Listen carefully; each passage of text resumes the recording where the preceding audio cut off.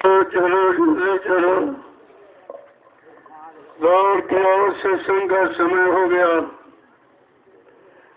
सब लोग सामने आके बैठो। एक एक वचन वाणी को बड़ी सावधानी के साथ सुनो। जब कभी ऐसे अवसर हमें आपको अपने मानव जीवन में मिला करें तो हम सब लोगों को सोचना चाहिए हमारे सबों पर हरि और गुरु की कृपा होगी। बिना परमात्मा की कृपा के संत महात्मा नहीं मिलते और बगैर संतों की दया के इन जीवात्माओं का उद्धार कल्याण नहीं होता। ये दोनों चीजें सत्य हैं। जीवात्मा का कल्याण उद्धार केवल सदगुरु के ऊपर होता, वो उनके हाथ में है। जब वो दया करेंगे तभी जीवात्माओं का उद्धार हो सकता, क्योंकि सतयुग त्रेता द्वापर ये तीनों एक निकल गए, इसमें किसी जीवात्मा का उद्धार नहीं हुआ। क्योंकि जो शक्तियां आई वो काल शक्ति थी और बीच के लोगों से आई। उनका आने का मतलब केवल स्मृत लोक मंडल में धर्म की स्थापना और दुष्टों का संहार किया, उद्धार नहीं किया। अब ये कलयुग के जीवों को मौका मिला है। कलयुग के जीवों का सौभाग्य है कि तुमको अपनी जीवात्मा के उद्धार कल्याण का समय मिल गया। और उनके वचनों को सुनो। जब वचनों को सुनोगे, अपने जीवन में उतारोगे, तो तुम्हारी समझ में सब आ जाएगा कि संत महापुरुषों का आगमन इस भारत भूमि पर किस लिए और किस काम के लिए हुआ है। बिना सत्संग के कुछ नहीं समझ में आएगा। अगर तुमने सत्संग वचनों को सुना होता और अपने जीवन में उतारा होता तो ये भूल भ्रम आपके अंदर नहीं होता, शंका संदेह अपने गुरु के प्रति आपको नहीं होती। क्योंकि सम्राट मालिक ने आकर के अपना परिचय दिया। पहली बात तो इस स्मृत लोक मंडल में कोई ऐसी शक्ति कभी आई नहीं है कि जिसने प्रभु नाम का प्रचार कराया हो। किसी तो इतिहास उठा लो, सतयुग में हरि नाम का प्रचार, त्रेता में राम नाम का प्रचार, द्वापर में कृष्ण नाम का प्रचार। लेकिन जब कलयुग आया तो कलयुग के लिए संत गोस्वामी जी महाराज, जिन्होंने रामचरितमानस लिखा है, उन्होंने उत्तरकांड में पूरा इशारा किया कि कलयुग में जब सम्राट मालिक स्वतः भूमंडल पर आएगा, एक अनी अनामा अज सच्चिदानंद प्रभु धामा, वो एक ही अनामी धाम है, वहाँ एक अनामी महाप्रभु है। जब अनामी महाप्रभु स्वतः मृत्यु लोक मंडल में मानव तन में आएगा तो जीवात्मा का उद्धार कल्याण होगा। वो प्रभु नाम को जगाएगा, प्रभु नाम का प्रचार कराएगा, प्रभु नाम से जीवात्माओं को जोड़ेगा और प्रभु नाम का बेड़ा भवसागर में लगाकर इन जीवात्माओं को प्रभु धाम पहुंचाएगा। ये अगर जानकारी हो जाती तो आपको शंका नहीं होती। पहली बात तो ऐसा मालिक कभी आया नहीं है, अपने नुमाइंदों को भेजता रहा। लेकिन जब घोर कलयुग आया, कलयुग के जीव गुरु और संत सतगुरु को भूल गए, तब ये परम संत सच्चा मालिक रूहों जीवात्माओं पर रहम करने के लिए इस मृत्यु मंडल पर स्वतः आ गया। प्रेमियों, मालिक खुद आया हुआ। तुम किसी गुरु के चक्कर में मत रहना। ये गुरु का काम नहीं है। जितने गुरु आए उनका काम कि मतलब यानी जीवों को सच्चे रास्ते पर लाना, पाप और पुण्य इसकी जानकारी कराना, माँ बहन बेटी बहू की जानकारी कराना, रात पाट धन दौलत मान सम्मान सामान दिलाना और उनका इतिहास बनाना, उनकी पूजा करा देना। लेकिन जीवात्माओं को उद्धार करना ये उन शक्तियों का काम नहीं है। इसलिए आप कितने बड़े भाग्यशाली हो। कलयुग सबसे ज्यादा खराब, हर पाप और मतलब जराइम काम की सीमा टूट गई है। इतना धरती पर जब थोड़ा बहुत पाप हुआ तब तो काल शक्तियां आई और मतलब यानी उन्होंने पहले समझाया और नहीं माने तो मार काट के खलियान कर दिया। लेकिन समर्थ मालिक तो दयाल देश से दया करने आया है, उसका काम मार काट का नहीं, उनका काम रहम और दया का है, वो अपना काम करेंगे। अब ये जरूर है जब ऐसा इतिहास कभी यहाँ रहा नहीं, कोई ऐसी शक्ति आई नहीं तो लोगों को जानकारी नहीं थी, इसलिए बाबा जी को अपना परिचय देना पड़ा कि मैं किस काम के लिए आया हूँ और कौन सा काम करके जाऊंगा। अगर परिचय न देते तो आप बिल्कुल नहीं समझ पाए। जब परिचय दिया तब तो तुम्हारी समझ में कुछ आया नहीं। और परिचय 10 जुलाई 1952 से 2012 60 साल आपको परिचय ही दिया और अपने आने का कारण, काम करने की व्यवस्था वो सब आपको बताई। कहा बच्चा मैं परिवर्तन करने आया हूँ और परिवर्तन करके ही जाऊंगा। कोई माई का लाल हमें इस परिवर्तन से न रोक सकता है, न मेरा काम कोई करके दिखा सकता है। फिर भी तुम्हारी सोच में नहीं आया कि जो चैलेंज कर रहा है सारी सृष्टि को, सारी दुनिया और जितनी शक्तियां आई वो सबको चैलेंज कर रहा है। मेरा ये परिवर्तन का काम, कलयुग भगाने का, सज्जू लाने का न कोई कर सकता है और मेरे इस काम को कोई रोक भी नहीं सकता। ये जानकारी आपको रखनी चाहिए थी। प्रेमियों, जानकारी ही भूल भ्रम से दूर कर देती है, शंका संदेह को खत्म कर देती है। लेकिन जब जानकारी आप नहीं रखोगे तो भूल भ्रम में जरूर फंस जाओगे। बाबा जी ने अपना इतना परिचय जितना धरती पर किसी ने नहीं दिया। कहा मैं कलयुग को भगाने आया हूँ और सतयुग को ले आने आया हूँ। जब तक कलयुग को भगा नहीं दूंगा, सतयुग को ला नहीं दूंगा। जिन जीवात्माओं को नाम दान दिया, जब तक इन जीवात्माओं को उनके घर पहुंचा नहीं दूंगा तब तक मैं मानव शरीर को छोड़ने वाला नहीं हूँ। कितना बड़ा परिचय, कितनी बड़ी जानकारी। और आपने सत्संग बच्चों को संभाल के रखा ही तो आप भूल भ्रम में चलेंगे। कहा बच्चा मैं कलयुग का इतिहास बनाने आया हूँ, क्योंकि आपके पास सतयुग, त्रेता, द्वापर के इतिहास, वो भी काल शक्तियों की, दयाल शक्ति का कोई इतिहास नहीं है। और कहा कि उन इतिहासों को आपको सुनाया पढ़ाया जाना जो तुम्हारे सामने न तुमने देखा न सुना, न तुम्हारे सामने कुछ हुआ। कितने सत्य कितने असत्य क्या लिखे रखा लोगों ने, वो भी आपको जानकारी दी। तो बाबा जी ने कहा कि चलो सतयुग त्रेता द्वापर के जीवों के लिए इतिहास, लेकिन कलयुग के जीवों के लिए कोई इतिहास नहीं है। इसलिए मैं कलयुग के जीवों का इतिहास बनाने आया हूँ और ऐसा इतिहास बनाऊंगा जो भूते न भविष्यते। सतयुग त्रेता द्वापर के लोग अपने अपने युग का इतिहास पढ़ना भूल जाएंगे। मैं ऐसा धरती पर एक चमत्कार करूंगा जिसको हिंदुस्तानी नहीं सारा विश्व नमस्कार करेगा। यह सब आपको सोचना चाहिए था। केवल मथुरा जाते रहे, वहाँ VIP भंडारे ढूंढते रहे, यहाँ बागड़बाजी प्रवचन प्रेमियों से सेवा वसूली और 60% उनको दे दिया, 40% तुमको मिल गया और तुम वापिस घर लौट आए। बचनों को तुमने सुना ही नहीं, गुरु को तुमने जाना नहीं, माना नहीं, पहचाना नहीं, तो फिर तुम्हारा काम होगा तो कैसे होगा। इसलिए मालिक की मौज हो गई। एक बार फिर इनको संदेश बता दीजिए, इन जीवों का कोई दोष नहीं है।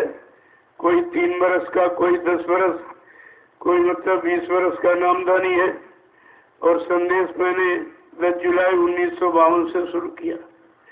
अब बेचारे बीच में आके बैठ गए, इनको पता नहीं पहले क्या सुनाया, क्या समझाया, क्या मतलब यानी कराया, क्या भविष्यवाणियां की, किसी को कुछ नहीं मालूम है। इसलिए उनको ये सब कहना पड़ा।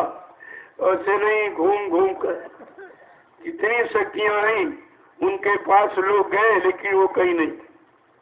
जो गए सेवा श्रद्धा भाव देखा तो कुछ थोड़ा सा इशारा कर दिया, लेकिन इस तरह घूम घूम कर दरवाजे दरवाजे हिंदुस्तान का कोई प्रांत, जिला, तहसील, ब्लॉक, शहर, कस्बा छोड़ा नहीं जहाँ पर जाकर अपना संदेश न दिया हो, अपने आने की जानकारी न दी हो, काम करने की भूमिका न बताई हो, जगाए नाम जय गुरुदेव का प्रचार न किया।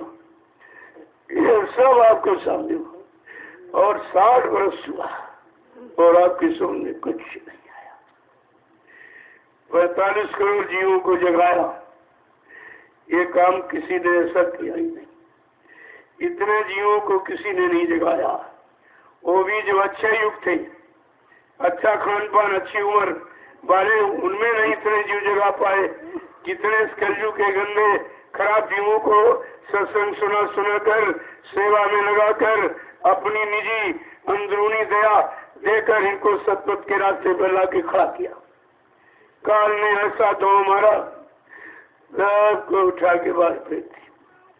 सब चरण शरण से कितने दूर चले गए, अब ये वापिस नहीं आ सकेंगे और मालिक की दया नहीं पा सकेंगे, अपने गुनाहों की माफी नहीं मिल सकेगी।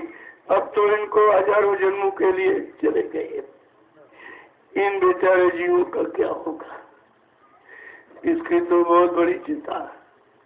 क्योंकि बेटा कितना खराब हो, माँ बाप के लिए खराब नहीं होता। क्यों, जीवात्मा मालिक की है और उनकी जीवात्मा कोई खराब नहीं है। क्योंकि जीवात्मा कुछ करती नहीं है, कुछ खाती नहीं, कुछ लेती नहीं है। उसका तो आहार शब्द का है, तो उसका कोई दोष भी नहीं है।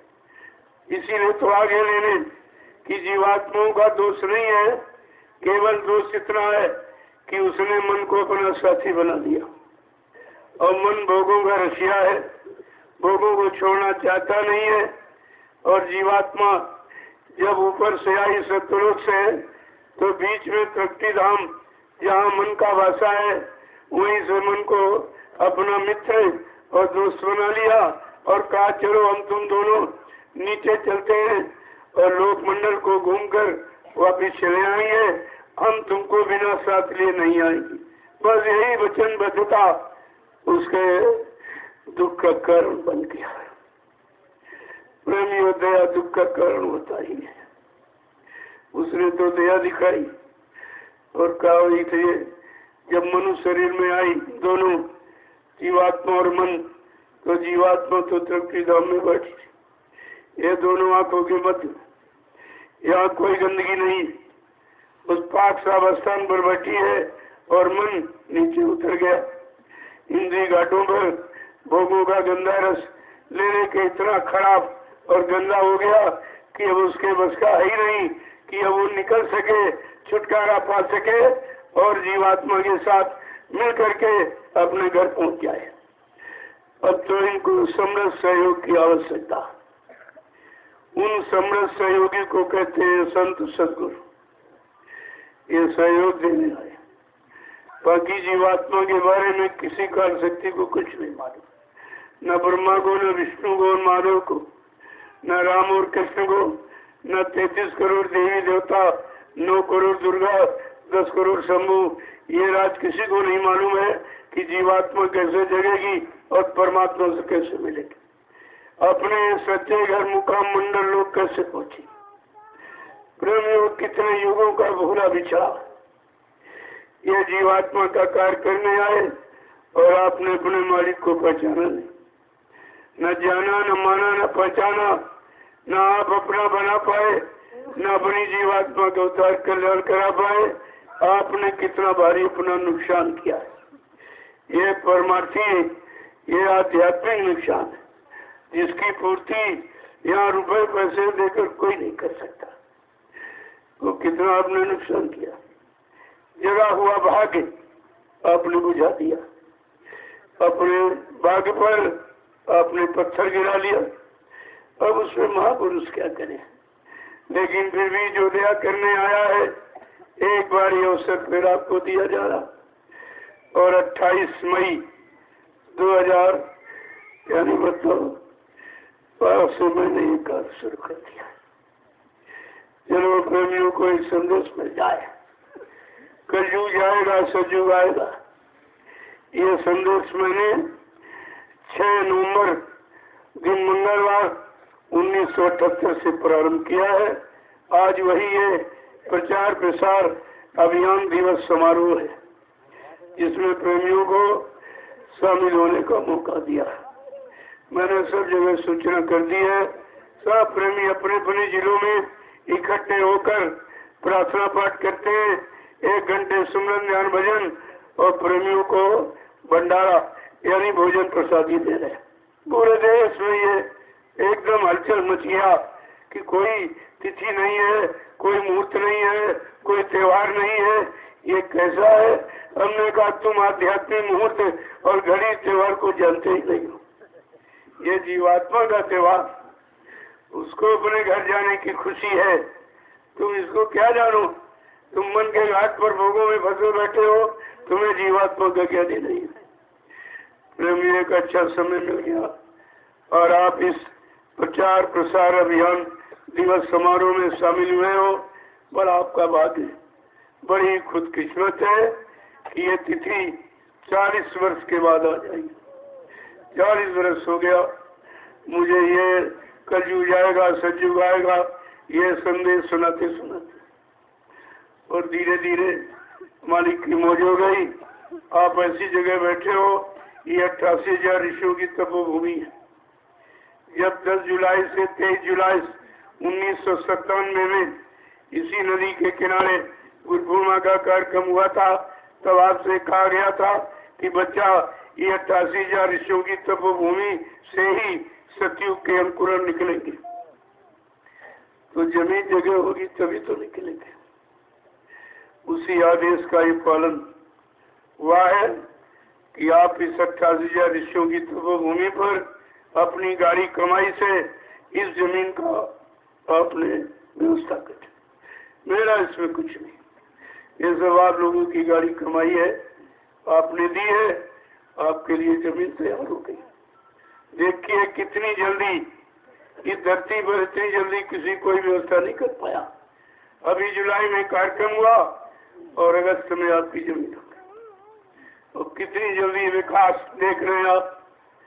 प्रेमी एकदम निश्चल भाव से, निस्वार्थ तन मन धन की सेवा से लगी हुई है। इनको दिखाई दे रहा, इनको लाभ मिल रहा, इनको दया मिल रही, इसलिए बराबर ये अपना इसी सेवा में लगे हुए हैं। और आपके 6 जिलों को तो मैंने मौका दिया था, सीतापुर, लखीमपुर, बरेली, पीलीभीत, शाहजहांपुर, हरदोई, इन 6 जिलों को मौका है। आप सेवा का लाभ ले लीजिए। अगर बाहर के लोग अन्य प्रांतों में बुला लूंगा तो तुम बहुत पीछे हो जाओगे। मथुरा की तरह मथुरा वासियों को कुछ नहीं मिला। वो निंदा आलोचना बुराई में पड़े रहे। वो मतलब यानी झाड़ी वाले बाबा है, ये है वो है, और सब रह गए। और जो दूर दराज से आए वो प्रेमी लूट के चले गए। लेकिन उन्होंने नाम धन लूटा, लेकिन लूटे को रख नहीं पाए हो गई। उनके हाथ से भी ये लाभ निकल गया। इसलिए प्रचार प्रसार अभियान दिवस समारोह में शामिल सड़क होने वाले सभी प्रेमियों, आज का प्रसंग विशेष जन जागृति का संत। आप कहीं चले जाओ, ये चीज वो पुरानी कथाएं किसी फूटी जिनको उन्होंने खुद देखा सुना, कुछ नहीं किया, वो सुना रहे आप। जब उनका लाभ नहीं तो तुमको कैसे मिलेगा। हाँ, उनका लाभ ये है कि सुनने वाले रुपया पैसा दान दक्षिणा सेवा सामान दे देते, वो इसी लाभ को लाभ समझते, ये नहीं समझते कि ये कर्म कर्जा है। जो जीवों को आप ले रहे हो उसके बदले आप दे क्या रहे हो। केवल ऋषि मुनियों की व्यवस्था आप सुना रहे, बता रहे हो। जो कलयुग है इसमें आने वाला नहीं, वो तो समय अपने बने। तुम सतयुग त्रेता द्वापर की कहानी किसको सुना रहे हो, और ये कलयुग है, यहाँ उसका कोई लाभ नहीं। जब वो समय आएगा तब वो लाभ उसका मिलेगा। लेकिन अब न सुनाने वाले जानते न सुनने वाले जानते। जग अंधा पुण्य अंधा, ताते मच गई अधा धुंधा। यहाँ तो अधा धुंध मची कि पत्थर के नाम पर, कागज के नाम पर, कैलेंडर के नाम पर, मंदिर के नाम पर, मस्जिद के नाम पर, गंगा यमुना के नाम पर, गीता रामायण भागवत पुराण के नाम पर लूट मची हुई। कितना लूट ले लूट ले लूट ले। जबकि ये ज्ञान वेदव्यास जी का, किसी का नहीं। ये वेदव्यास ने यानी मतलब ये सब रचना उन्होंने की है। इसी नैमिषारण्य में 88,000 ऋषियों की मंत्रणा से वेदव्यास ने श्रीमद् भागवत पुराण की रचना की थी कि कलयुग का समय खराब, उन प्रेमियों को धर्म कर्म का रास्ता, उनको सही सच्चे रास्ते पर खड़ा कर दिया जाए तो मानव शरीर उनका खराब न होने पावे। जब तन मन खराब नहीं होगा तो वो कलयुग में आने वाले संत सदगुरुओं को पहचान लेंगे, संतों को सदगुरुओं को पहचान लेंगे। इसलिए ये लिखा गया और यहाँ से लूट मची। 4 वेद ब्रह्मा जी ने लिखे, कोई रुपया पैसा धन दक्षिणा नहीं मांगा। श्रीमद् भागवत पुराण की रचना वेदव्यास ने किया। उन्होंने कोई सेवा सामान रुपया पैसा दक्षिणा नहीं मांगा। श्रीमद् और रामचरितमानस की रचना संत गोस्वामी जी महाराज ने किया। उन्होंने कोई सेवा सामान रुपया पैसा दक्षिणा नहीं मांगा। जिन्होंने किया, जिनकी मेहनत त्याग, उन्होंने एक पैसा नहीं। ये सुनाने वाले सारा देश लूटे ले रहे। मैं तो कभी कभी सोचता हूँ कि इनका क्या होगा। कितना कर्म कर्जा लाद रहे हैं, क्या ये चुका पाएंगे? इनको कितने जन्म बैल घोड़ा खच्चर गधा बनकर ये कर्म कर्जा चुकाना पड़ेगा। ये काल माया का देश है। काया से जो कारज हुई, बिन भोगे बचे नहीं कोई। शरीर इंद्रियों से जो भी अच्छा बुरा पाप पुण्य कर्म करोगे, उसका फल वो इसी मृत्यु मंडल पर आपको देना पड़ेगा। 4 खंड 84 लाख ये नरकों की योनियों में जा करके, ऐसे उसकी अदायगी भी नहीं होगी। वैसे बुरे पाप कर्मों की अदायगी करने का अधिकार केवल संत सदगुरु को और किसी को नहीं, कोई नहीं। इसी गोसाई महाराज लिखा, संत लेख पर मेख मारे, मेटे अंग कुंग बाल के, जो ब्रह्मा ने कलम चला दी हमारे आप के पाप पुण्य कर्मों की सजा और लाभ पाने की। कहा संत महापुरुष सेवा के द्वारा और ब्रह्मा का कलम का लिखा अक्षर यानी मेट देती है, बात किस्मत को बदल देती है। इतनी बड़ी शक्ति लेकर ये भूमंडल पर संत सदगुरु आते, लेकिन ये राज किसी को नहीं मालूम। ना ये राज मालूम, ना ये काम, न काम का लाभ किसी को नहीं मालूम। और सब बेचारे बोल ब्रह्म रह गए, कुछ नहीं मिला, कुछ भी नहीं मिला, सब खाली खाली। और ये तो मोजा लाकर बेचारे। अरे ये कथा तुम्हारी नहीं, इस कथा की तथा तुम्हारे में नहीं है। जो तुम सुनाकर किसी के पाप को खत्म कर दो या उनको स्वर्ग वैकुंठ पहुंचा दो, ये तुम्हारे बस की बात नहीं है। इसलिए ये शास्त्र शांति का आश्रय, सद्भाव का आश्रय, सत्प्रेम का, सदव्यवहार का, सतमार्ग पर ये चलने चलाने का, संत महापुरुषों की शरण में ये जाने के लिए लिखा गया था। और ये सुनाने वाले कुछ नहीं, इनको कुछ पता ही नहीं, केवल रट लिया वही सुना देते। बाकी इनका कोई कर्म नहीं है। इन्होंने कोई क्रिया, कोई रचनात्मक क्रियात्मक तो इन्होंने किया नहीं है, कोई त्याग तपस्या तो इन्होंने की नहीं, कोई आराग बैराग तो इनमें है नहीं, लिया जाइए, इनके बस के नहीं है। और जीव बेचारा, जीव अज्ञानी और जगवाला मारा मारा घूम रहा है, इसे कुछ मालूम नहीं है।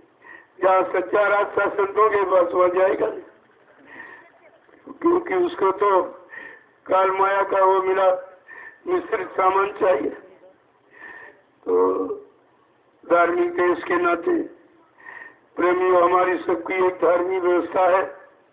हम कोई काम करते आज भी, चाहे संसार का हो, शरीर का हो, परिवार का, खेती दुकान दफ्तर व्यापार का, सभी लोग अपने अपने मजहब धर्म के मुताबिक अपने अपने देवी देवता इष्ट परमात्मा खुदा गॉड भगवान का नाम लेके ही करते। ये मर्यादा है। लेकिन आपने तो कोई देवी देवता देखा था? जो ये सुनाते इन्होंने भी नहीं देखा। सुनाने वाले तो पूछो, तुमने देवी देखी, तुमने देवता देखा, तुमने ब्रह्मा विष्णु महादेव को देखा है, तुमने राम कृष्ण को देखा?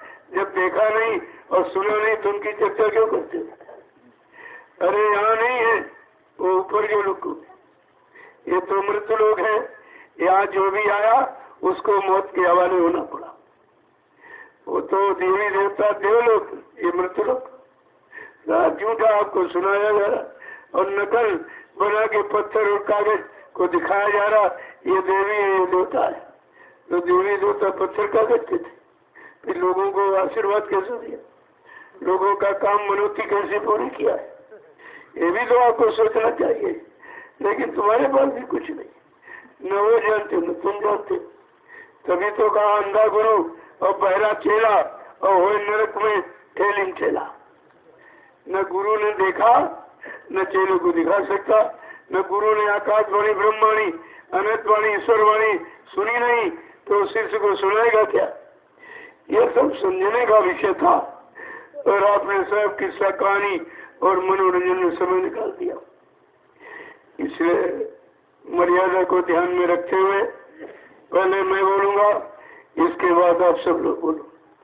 जय गुरुदेव, जय गुरुदेव, जय गुरुदेव,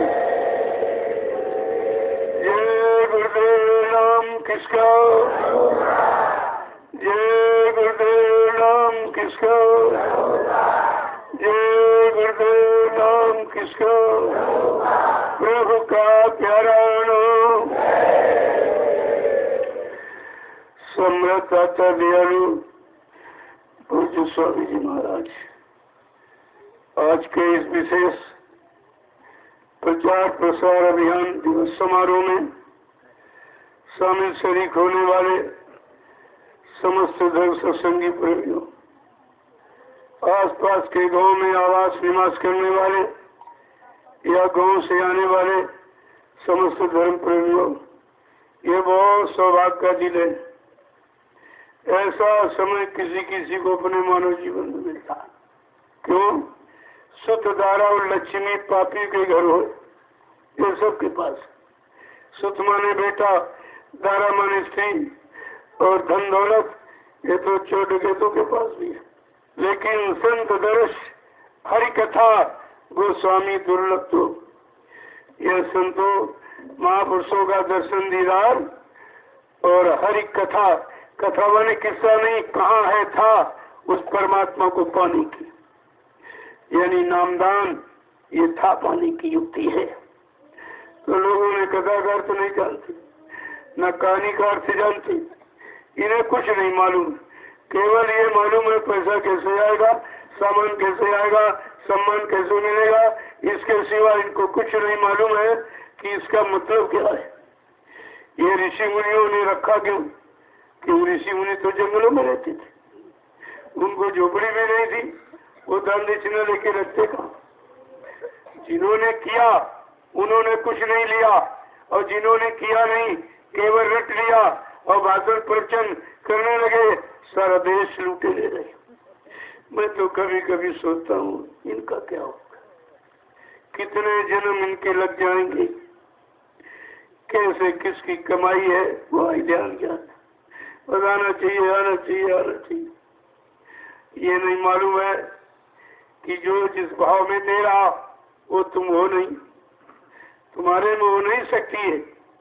अब उसने तो दे दिया और तुमने उसका भला कुछ किया नहीं, केवल लेने के सिवा कोई भला कुछ नहीं है। अब धीरे धीरे धीरे धीरे जब आप सत्संगों में आओगे तब आपकी समझ में सब आ जाएगा। सतयुग त्रेता द्वापर में लोगों को जगाने के लिए, सही सच्चे रास्ते पर लाने के लिए कथा वार्ता रखी। लेकिन कलयुग में जीवात्मा जगह परमात्मा से मिले और शरीर इंद्रियों के द्वारा किए गए पाप कर्मों में माफी मिल जाए। इसलिए संत महापुरुषों ने कलयुग के जीवों को लाभ देने के लिए सत्संग जारी किया। करिए नित्य सत्संग, बाधा सकल मिटाए, फिर ऐसा अवसर न मिले दुर्लभ नर्तन पाए। हर रोज दर रोज प्रतिरोज सत्संग करो। पता नहीं किन वचनों से तुम्हारा लाभ, किन वचनों से तुम्हारी सफाई हो जाए। कौन से वचन मन को लग जाए तो ठीक हो जाए, भोगों से हट जाए। इसलिए कहा नित्य रोज सत्संग करो। तो तुमको तो कभी कभी जब बुलाया जाता तब आप आते हो। काम तुम्हारा है, गर्ज हमारी। मैं बुलाता हूँ तभी आप आते। अरे आपको सोचना चाहिए, ये सब काम आपके लिए हो रहा। अगर मथुरा को लोगों ने पाक साफ पवित्र रखा होता, यहाँ पर स्थान बनाने की क्या जरूरत है? एकदम गंदा कर दिया। इतना मुर्गा मीट अंडा और इतना दारू शराब वहाँ पिया जा रहा जिसकी कोई सीमा नहीं है। स्थान को पवित्र कर दिया और तुमने जो सेवा गुरु के हाथ में पगलाई, उसी सेवा से दारू मुर्गा मीट किया जा रहा। तुम्हारी सेवा कहाँ जा रही? तुमको होश नहीं कुछ, वो भी होश नहीं, अभी सेवा सेवा। अरे सेवा देने के बाद ये सोचना चाहिए कि तुम्हारी सेवा लग कहाँ रही है। तो एक बार पूछ लेते कि 60 साल में जो मीडिया ने डिक्लेयर किया 12,500 करोड़ की संपत्ति जो मथुरा में कहा मीडिया ने, वो कहाँ चली गई? वो कहाँ खर्च कर दी गई? और सेवा बराबर उसूली जा रही, ये कहाँ खर्च कर रही? तो आपने जब कुछ देखते हो, देखोगे नहीं, सुनोगे, तुम्हारा भी तो दोष है। दोष उसका नहीं है, दोष देने वाले का। तुम्हें आंख खोल के दान देना चाहिए। एक सेठ जी थे तो बहुत दान देते थे। धीरे धीरे उन्होंने सारी सल्तनत दान में दे डाली। जब उनके पास 100 रुपए बचे तो आखिर में एक मछुआरा, मछली मारने वाला आया, तो उसने मतलब ब्राह्मण का भेष बना लिया, छापा धीरे धीरे लगा दो और कहा हमको बहुत गरीब दान दे दीजिए। सेठ जी ने उठा के 100 रुपये उसको दिए और वो ले गया, जाल खरीदा उसने, हजारों मछलियां रोज मार। 100 रुपये कितनी बड़ी हत्या कर रहे, कहाँ लगा है। जब सब खत्म हो गया तो उनकी घरवाली ने कहा, अरे भाई को थोड़ी सी पुण्य बेच लो तो गृहस्थी का काम तो चले। कहा जाओ, तब काशी में दरबार लगता था, वहाँ पुण्य सबका खाता देखा था, भाई कितना तुम्हारा कितना तुम्हारा। उसमें पैदल रास्ता था तो उसने 5-7 लड्डू बना दिए कि जाओ राशन जलपान कर लेना, चले जाओ। सेठ जी पैदल चल पड़े। मतलब चलते चलते एक बियाबान जंगल में पहुंचे तो एक कुआं था। वहाँ एक कुआं देखा का हो न हो जलपान कर। झोले से लोटा डोर निकाला और पानी कुएं से निकाल कर और हाथ मुँह धो कर के जैसे वो पोटली जलपान बारी खोली, वैसे कुतिया आ गई। 5-7 बच्चे लेकर। अब उनका स्वभाव दान का था, दया आ गई कि हमसे ज्यादा जरूरत इसको, इसके 5 बच्चे हो न हो इसी को खिला दो। वो सारे लड्डू उस कुतिया को खिला दिया। अब बेचारे एकदम उपवास पाका करके चल पड़े। जब पहुंचे तो मुनीम से कहा, अरे भाई मेरा दान का खाता दी। मुनीम कुछ बोला ही नहीं। फिर कहा, अरे भाई मेरा खाता देखिए आप। मुनीम ने कहा, अरे तुम्हारा कोई खाता नहीं। अब बेचारे बहुत घबरा गए कि हमने सारी सल्तनत दान में दिया, ये कह रहा तुम्हारा यहाँ खाते नहीं है। कहा जरा ढंग से देखिए, मैंने सारी सल्तनत दान में दी और आपके तो खाते नहीं। कहा तूने दान तो किया लेकिन आंख बंद करके किया। क्या मतलब? कहा जब तुम्हारे पास 100 रुपए बचे थे शेष, एक मछुआरा आया मछली मारने वाला और उसको आपने 100 रुपए दे दिए और 100 रुपए ले जाके उसने एक जाल खरीदा और हजारों मछलियों को रोज हत्या कर रहा। तुम्हारा सारा पूरी खाता उसी में चला गया, सब कट गया। कहा अभी आप रास्ते में जो अन्न का दान करके आए हो उसको पिया को खिलाकर वो खाता बना हो तो खाली कर लो। सेठ ने कहा नहीं, खाता नहीं खाली करूंगा। प्रेमियों यही है कि ये कलयुग खराब युग है, आप किसी को पहचानते नहीं, कौन अच्छा है कौन बुरा है कौन पापी व्यभिचारी कुछ नहीं जानते। आ जाएगा फौरन आप उठा के दे दोगे। अब उसने जहाँ लगाया उसमें तुम्हारा हिस्सा बन जाएगा। मान लीजिए उसने शराब आप 100 रुपए दे दिए, वो गया उसने शराब के टेबल कुछ अपने मिलाए और वो उसने शराब पी लिया और इतना पी लिया मदहोश हो गया और उसने किसी की हत्या कर दिया। पुलिस आई, देखी तो इसके तो भिखारी, इसके पास पैसा नहीं था, इसने हत्या की। तो शराब पीकर शराब का पैसा किसने दिया? तो जाकर पता लगाया, सेठ जी बड़े गर्व से कहने मैंने दिया, मैंने दान किया है। कहा तुमने दान तो किया है लेकिन दान तुमने देख समझ के नहीं किया और उस शराबी को दिया और उसने शराब पी और एक मर्डर कर दिया। ये हत्या मैं तुम्हारे नाम लिखूंगा। ना रुपया देते, ना शराब खरीदता, ना बुद्धि खराब होती और ना हत्या होती, लिहाजा हत्या कारण तुम हो। प्रेमियों इस तरह से कर्म करने का भुगतान है। जिनको आप भगवान कहते हो, जो भगवान बन के आए उसको भी शरीर से कोई दोष पाप हुआ तो उसका कर्जा भोगना पड़ा, उनका भी नहीं कटा। भगवान कृष्ण नदी किनारे बैठे थे, उनके पैर में काला निशान था। बहलिया ने दूर से देखा, अरे ये तो हिरने की आंख सी चमक रही है। हिरना समझकर उसने ताक के बाण मारा और कृष्ण का पैर छल्ली हो गया। बड़ी जोर से रो गए, चिल्ला पड़ी। बहलिया ने सोचा शिकार हो गया, दौड़ के आया, देखा कि भगवान कृष्ण ने कहा भगवान क्षमा कर देना, अपराध धोखे में हो गए, धोखे में हो गया, क्षमा कर देना। कृष्ण ने कहा नहीं, कोई धोखा नहीं, रामावतार में तुम बाली थे, मैंने पेड़ के आड़ से धोखे से बाण से तुमको मारा था, आज वो धोखा देने वाला पाप कर्म हमारा पूरा हो गया। भगवान से उनको देना पड़ा और बाण के मारने से मर गए और उनको भी काल के हवाले होना पड़ा। ये कोई निकल नहीं पाए देश। इतना ये जटिल कर्मों का हिसाब और माया का प्रसार बहुत ही जटिल है, बिना सदगुरु के इसे कोई हल नहीं कर सकता। और आपको इतना बढ़िया मौका मिला कि मालिक खुद आया और तुमने न उनको जाना, न माना, न पहचाना, तुम्हारा सब काम रुक गया। आप कभी बैठ के सोचते हो काम तुम्हारा कौन करेगा? जीवात्मा जगाना, परमात्मा से मिलाना, पाप कर्मों में माफी दिलाना, ये काम कौन करेगा? इस पर भी तो आपको विचार करना चाहिए कि जब तक पाप कर्मों की अदायगी नहीं होगी, कोई जीवात्मा काल माया के देश से निकल नहीं सकती। इतना उसने बड़ा यानी मतलब घेरा बना रखा है जीवों को फंसाने का। इसलिए आपको समझना चाहिए, ऐसे समृद्ध मालिक कोई जीवात्मा जाग जाती है जो उनके वचनों को मान लेती है, उन पर विश्वास कर लेती है, वचनों का अपने जीवन में प्रयोग करती है। जो उन्होंने नाम की युक्ति नाम दान दिया, उस नाम की कमाई करती, और वो जिसकी जाग जाती है वो जीवात्मा सत्वर से प्रश्न करती। क्या कहती है? बड़े ध्यान से सुनिए आप। यह सत्संग आपको कहीं नहीं मिले, क्योंकि सत्संग कोई जानता नहीं है। जिसने नाम की कमाई की वो सुनाएगा। इन किताबों से रट लिया, किसी का सुन लिया और भाषण प्रवचन करने लगे, ये ना तो किसी का भला कर सकते ना बुरा कर सकते, क्योंकि इनका कोई अनुभव एक्सपीरियंस उसमें नहीं है, कोई कमाई नहीं उनकी। तो बड़े ध्यान से आप एक एक वचन को सुनिए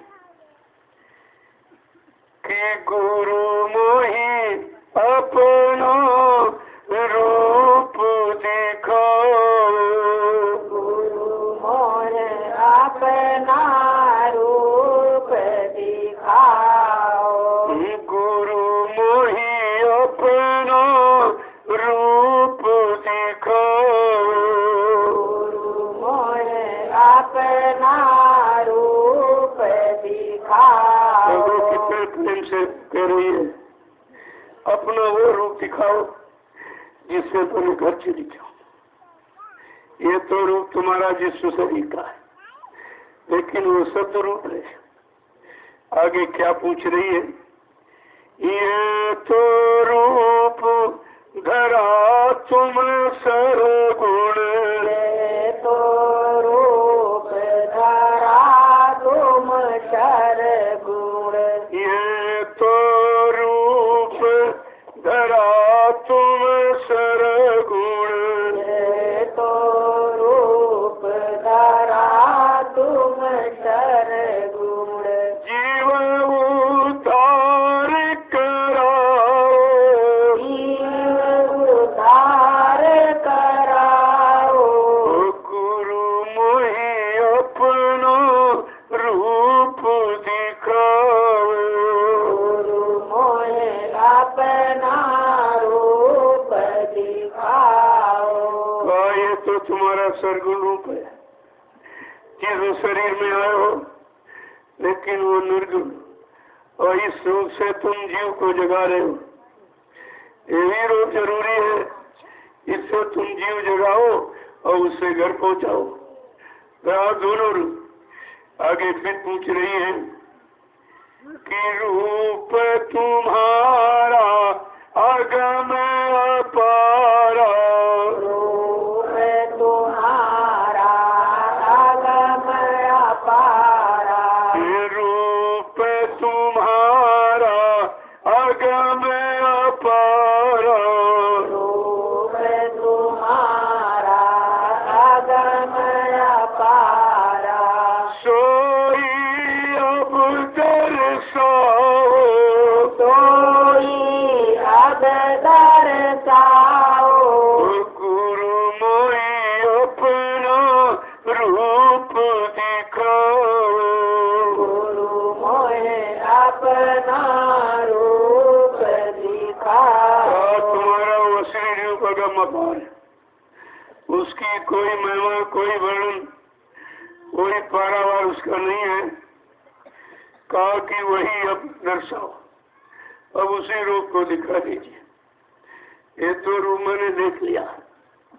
आगे क्या कह रही है कि देखो रूप मगन हो बैठूं, देखो रूप मगन होए बैठूं, देखो रूप मगन हो बैठूं, देखो रूप मगन होए बैठूं, अभय दान दिलवाओ, अभय दान दिलवाओ, गुरु मोहि अपना रूप दिखाओ, गुरु मोहे अपना रूप दिखाओ। सदरूप है, उसको देख कर प्रसन्नता, उसमें प्रसन्नता, खुशी, आनंद भरा हुआ।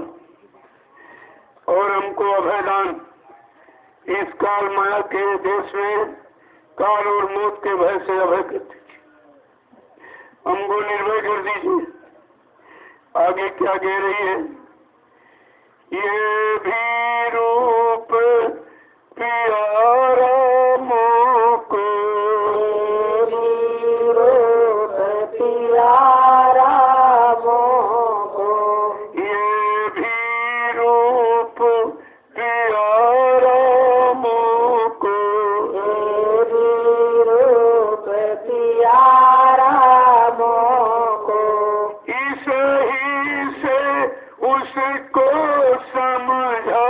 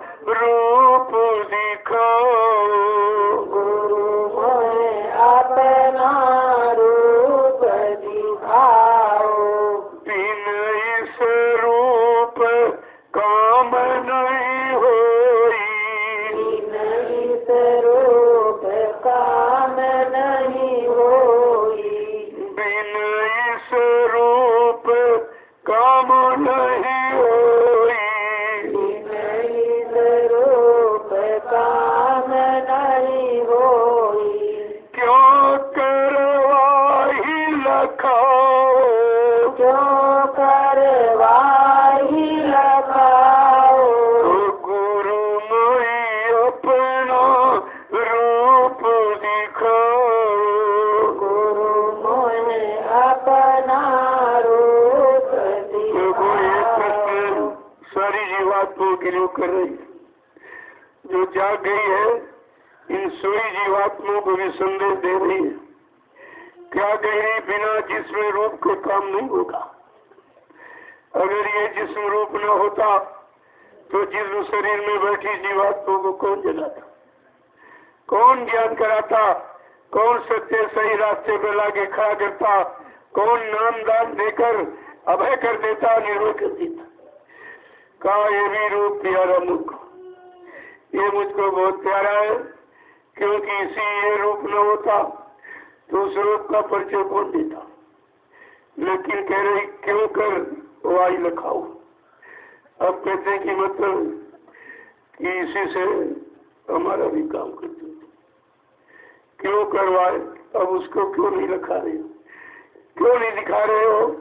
आगे फिर पूछ रही है कि ताते महिमा सुनी तुम्हारी, ताते महिमा सुनी तुम्हारी, ताते महिमा सुनी तुम्हारी, ताते महिमा सुनी तुम्हारी, परो भी दिखलाओ, परो भी दिखलाओ, गुरु मोहि अपनो रूप लखाओ, गुरु मोहि अपना रूप लखाओ।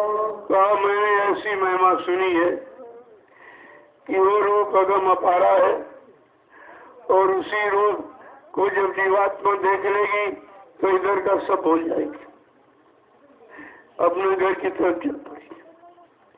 कहा कोटि सूरज चांद सितारे रोम रोम मुटुरे हो जाते। इतना प्रकाश है उनके एक एक रोम में अरबों सूरज चांद सितारे, इतना प्रकाश में मतलब यानी जब वो किस तरह से सबको संदेशा होगा। जो जाग जाती सुरतें वो सोई हुई अपनी सभी सुरतों को संदेश देती हैं और क्या कह रही है कि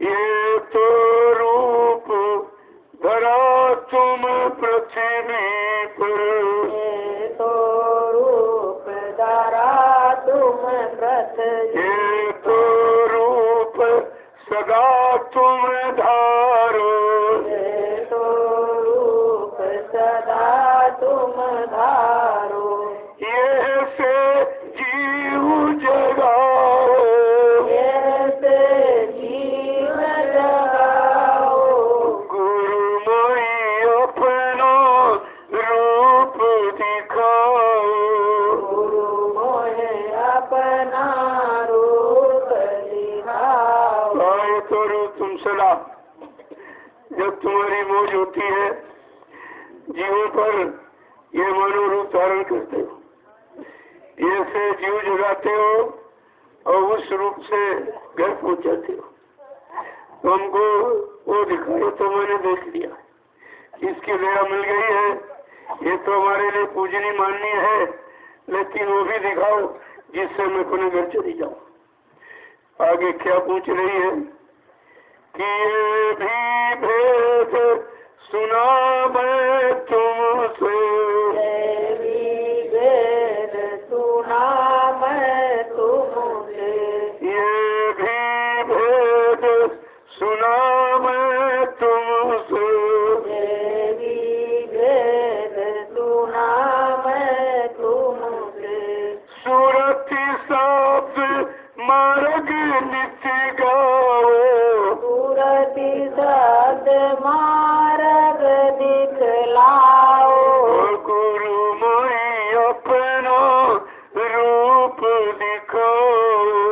गुरु मोहि अपना रूप मैंने आपके दिखाओ। द्वारा ये भी सुना है, लेकिन सूरज शब्द जो जीवात्मा का असली आधार है तो इसको शब्द का मार्ग क्यों नहीं बताते। वो शब्द मार्ग पर खड़ा कर दो, शब्द पकड़ा दो, मैं अपनी घर चली जाऊंगी, फिर यहाँ काल माँ के देश में कभी नहीं आऊंगी। आगे क्या कह रही है कि सत रूप जो रूप तुम्हारा, सत रूप जो रूप तुम्हारा, सत रूप जो रूप तुम्हारा, सत रूप जो रूप तुम्हारा, वहाँ में भी अब सूरति पठाओ, वामे भी अब सूरति पठाओ, गुरु मोहि अपना रूप दिखाओ, गुरु मोहे अपना रूप दिखाओ। तुम्हारा असली रूप शब्द का है, जो कभी घटता बढ़ता कुछ नहीं है, लेकिन ये जो मानव चोले में आके आपने जिस्म रूप धारण किया है, कहते मत करो, अब तुम हमको इससे निकाल कर और घर पहुंचा था। मैंने यहाँ सब देख लिया, काल माया के दोष में कुछ नहीं सिवाय कष्ट दुख मुसीबत और चिंताओं का भंडार है। कल मैंने यहाँ सब देख लिया, मन के साथ रहकर मन ने जैसे जैसे कर्म किए, कर्मानुसार पशु पक्षी कीड़े मकोड़े की योनियों में गया, मैं साथ ही गया, मैं साथ में रही और देखती रही कि आखिरकार मन ये शरीर में क्यों आया है। इसको भोगों सिवा कुछ नहीं मिलता है, जन्मता फिर मरता, फिर जन्मता फिर मरता, ये तो जन्म मरण का छुटकारा कभी छूटने वाला नहीं। कहा हमको घर पहुंचा दीजिए। मैंने यहाँ सब देख लिया। आगे क्या कह रही कि डरती रहूं मौत और दुख से, डरती रहूं मौत और दुख से, डरती रहूं मौत और दुख से, डरती रही मौत और दुख से, निर्भय करो अब मोहि छुड़ाओ, निर्भय करो मोहि छुड़ाओ, गुरु मोहि अपना रूप दिखाओ, गुरु मोहे अपना रूप दिखाओ। मौत और दुख, मौत का और जन्म मरण का दुख अब ये बहुत सता रहा है, हमको इससे निर्भय कर दो और घर पहुंचा दो। मैं सबको देख चुकी हूँ, यहाँ कुछ नहीं है, जन्म मरण इसके सिवा कुछ। पैदा हो गए फिर मर जाओ, फिर पैदा फिर हो जाओ। ये जन्म मरण का छुटकारा कभी छूटने वाला नहीं है, जब तक आप मानव तन धारण करके मृतलोक मंडल में नहीं आएंगे और जन्म मरण का कारण क्या है इससे छुटकारा नहीं दिलाएंगे, तब तो कुछ नहीं होने वाला।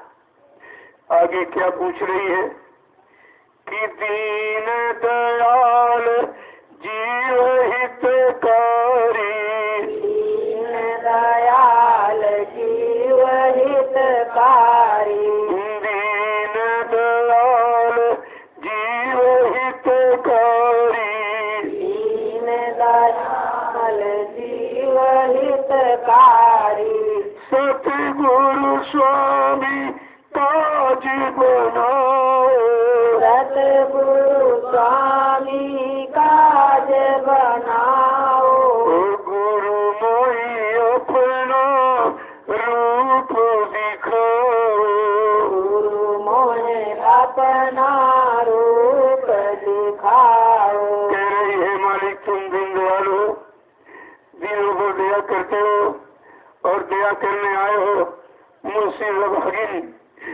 जीवात्मा को दया कर दो और मुझे घर पहुंचा दो।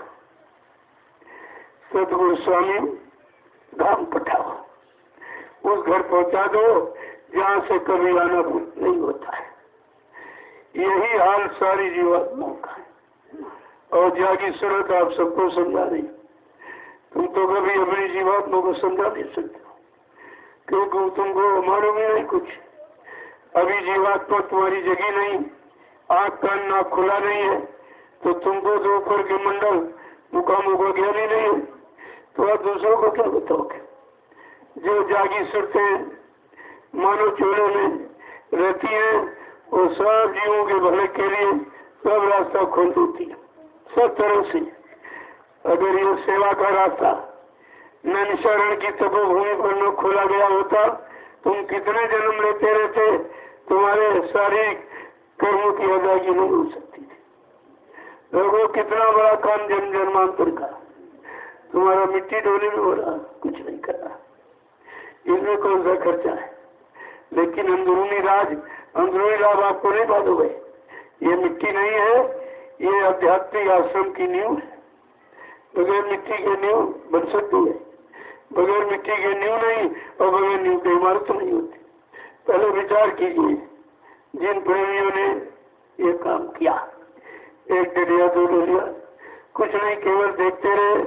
यहाँ ऐसी ऐसी महिलाएं जो बेचारी घर से नहीं निकलती, लेकिन अब उनको लगन लग गई कि ये सेवा तुम कर ही सकती, तो अपनी साड़ी में थोड़ी थोड़ी मिट्टी डाल के चले जाती थी। हमने कहा मिट्टी दो का कर्मों की अदायगी है, एक्सरसाइज तुम्हारी होगी, तो तुम्हारा दर्द चला जाएगा, गांठों का दर्द, कमर का दर्द सब चला जाएगा। और बिल्कुल एकदम जब चला गया तब यहाँ से गई, तो हमने कहा आते जाते रहना, आते जाते रहना, क्योंकि रिश्ता आने जाने से बनता है। ये आध्यात्मिक रिश्ता है, ये जीवात्मा शब्द का रिश्ता मेल है। इसे अभी आप नहीं समझ पाओगे, लेकिन धीरे धीरे जब निश्चल भाव से और निस्वार्थ आप इस काम में लगे रहोगे, ये सब काम तुम्हारा हो जाएगा। जरा सी आपने भूल चुकी तो फिर चौरासी चले जाओगे। तो कम से कम बात को समझा करो। ये सत्संग कहीं नहीं मिला, कभी नहीं सुना होगा। अगर कभी सुना होगा तो मथुरा दरबार और ये कि कोई नहीं जानता है। ये तो आज किसी को मालूम नहीं कि जीवात्मा सूरत है क्या, कहाँ से आई और कैसे आई और कैसे फंस गई और किसने फंसा लिया, कौन आएगा जो इसको निकालेगा, निकाल के घर पहुंचाएगा। ये तो किसी को कुछ नहीं मालूम है।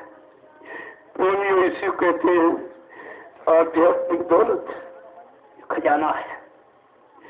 ये जीवात्माओं को घर पहुंचाने का खजाना है, और आप सबको बड़े प्रेम से इसको लेना चाहिए। आज की तिथि पर ये जो आपको मिल रहा है, ये किसी को नहीं मिला। आगे फिर कुछ कह रही है, पूरा संदेश सुनिए आप, तब तुम्हारी समझ में आ गई है क्या। इसी को कहते हैं सत्य संग, सत्य का संग, बाकी सारा झूठ का। जितना तुम शरीर इन्वेस्ट कर दो सब झूठा, क्योंकि शरीर है झूठा, और शरीर के लिए और दुकान मकान जमीन ये भी झूठा, और पद पत्नी बाल बच्चे ये भी झूठे। कोई पद है, कोई नौकरी, कोई व्यापार, ये भी झूठा। ये सब तुम्हारे साथ कुछ नहीं, सब उलझाने भगाने का काल माया ने तरीका बना दिया। तुमसे भी इसी में उलझे पड़े हो, तुम्हारी समझ में कुछ आता नहीं है।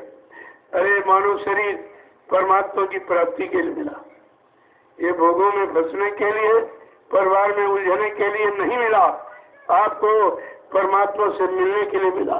जब तक परमात्मा के जानकार कोई संत महात्मा नहीं मिलेंगे, तब तक आप जीवात्मा को परमात्मा से भी नहीं मिला सकते। कितने राजे महाराजे बादशाह, जिनके पास सोना चांदी हीरे जवाहरात के खजाने, बेचारे नरकों में पड़े हैं और जम की जूतियां खा रहे हैं। कोई उनकी संभाल करने वाला वहां नहीं है। संभाल करने का तरीका ये, जब तक सत्य की कमाई करके जीवात्मा को नहीं जगाओगे, तब तक कोई माफी मिलने वाली नहीं। अब सत्य की कमाई के पहले तुम पहले जो शरीरों से, मन बुद्धि चित्त से जो अच्छा बुरा पाप पुण्य किया, पहले उस कर्म कर्जे को उतारो, तब तो जीवात्मा की बात तुम्हारी समझ में आएगी। इसीलिए आप सबको सेवा में लगा दिया। ये सेवा, वो सेवा, वो सेवा, कोई छोटी मोटी सेवा मिल जाए आप उसे करिए। सेवा में आप शंका मत करिए। अभी तो ये बना है, कल कह दिया जो उसको बिगाड़िए आप, तो सबको शंका हो जाएगी। कहेंगे रे तो पागल हो गए, अभी कहाँ बनाओ, कैसे बिगाड़ो, तुम्हें नहीं मालूम।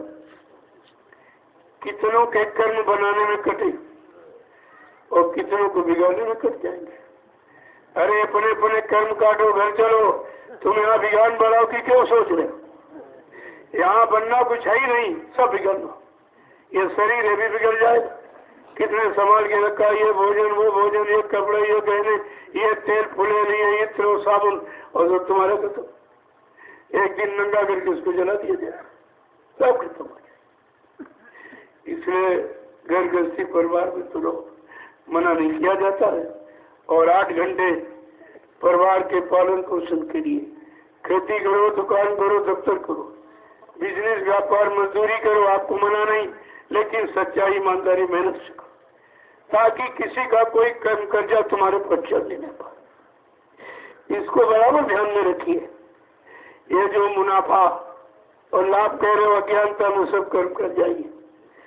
दूसरी जेब का पैसा अपनी जेब में तो कहो, ये क्या है? यही चोर करता, यही गिरह काट करता। वो उसकी धोखे की गिरह काट तुम्हारी देख देखी और समझ तुम भी नहीं पा रहे हो कि हम भी बहुत बड़े गिरह काट। कितने लोगों की जेब का पैसा आपने खींचा झूठ बोलकर, छल कपट बेईमानी धोखाधड़ी से। ये तुम तो बहुत बड़े गिरह काट हो, लेकिन तुम अपने आप को मानोगे नहीं, क्योंकि तुमको अपनी कमी और अपनी गलती, अपनी त्रुटि, अपनी फाल्ट दिखाई नहीं देती। तो जब सत्संग में आओगे तो सब समझ जाएगा, इधर का उधर का। ये शरीर जिसके लिए रात दिन परेशान हो, खेती दुकान दफ्तर बिजली व्यापार मजदूरी, नहीं पूरा पड़ा झूठ बोलते, छल कपट बेईमानी चोरी, सब कुछ करते, और ये शरीर एक दिन खत्म हो जाएगा। ये सब यही पड़ा रह जाए। अरे समय से कुछ कर लो, शरीर से कर लो, धन से कर लो, मन से कर लो, तो ये तुम्हारा कुछ साथ जाने का सामान तैयार है। जब प्रेमी कहीं जाता तैयारी करके जाता। आप यहाँ आए हो, कुछ तैयारी करके आए हो। जहाँ हमेशा के लिए जाना, कोई तैयारी शुरू की है भैया?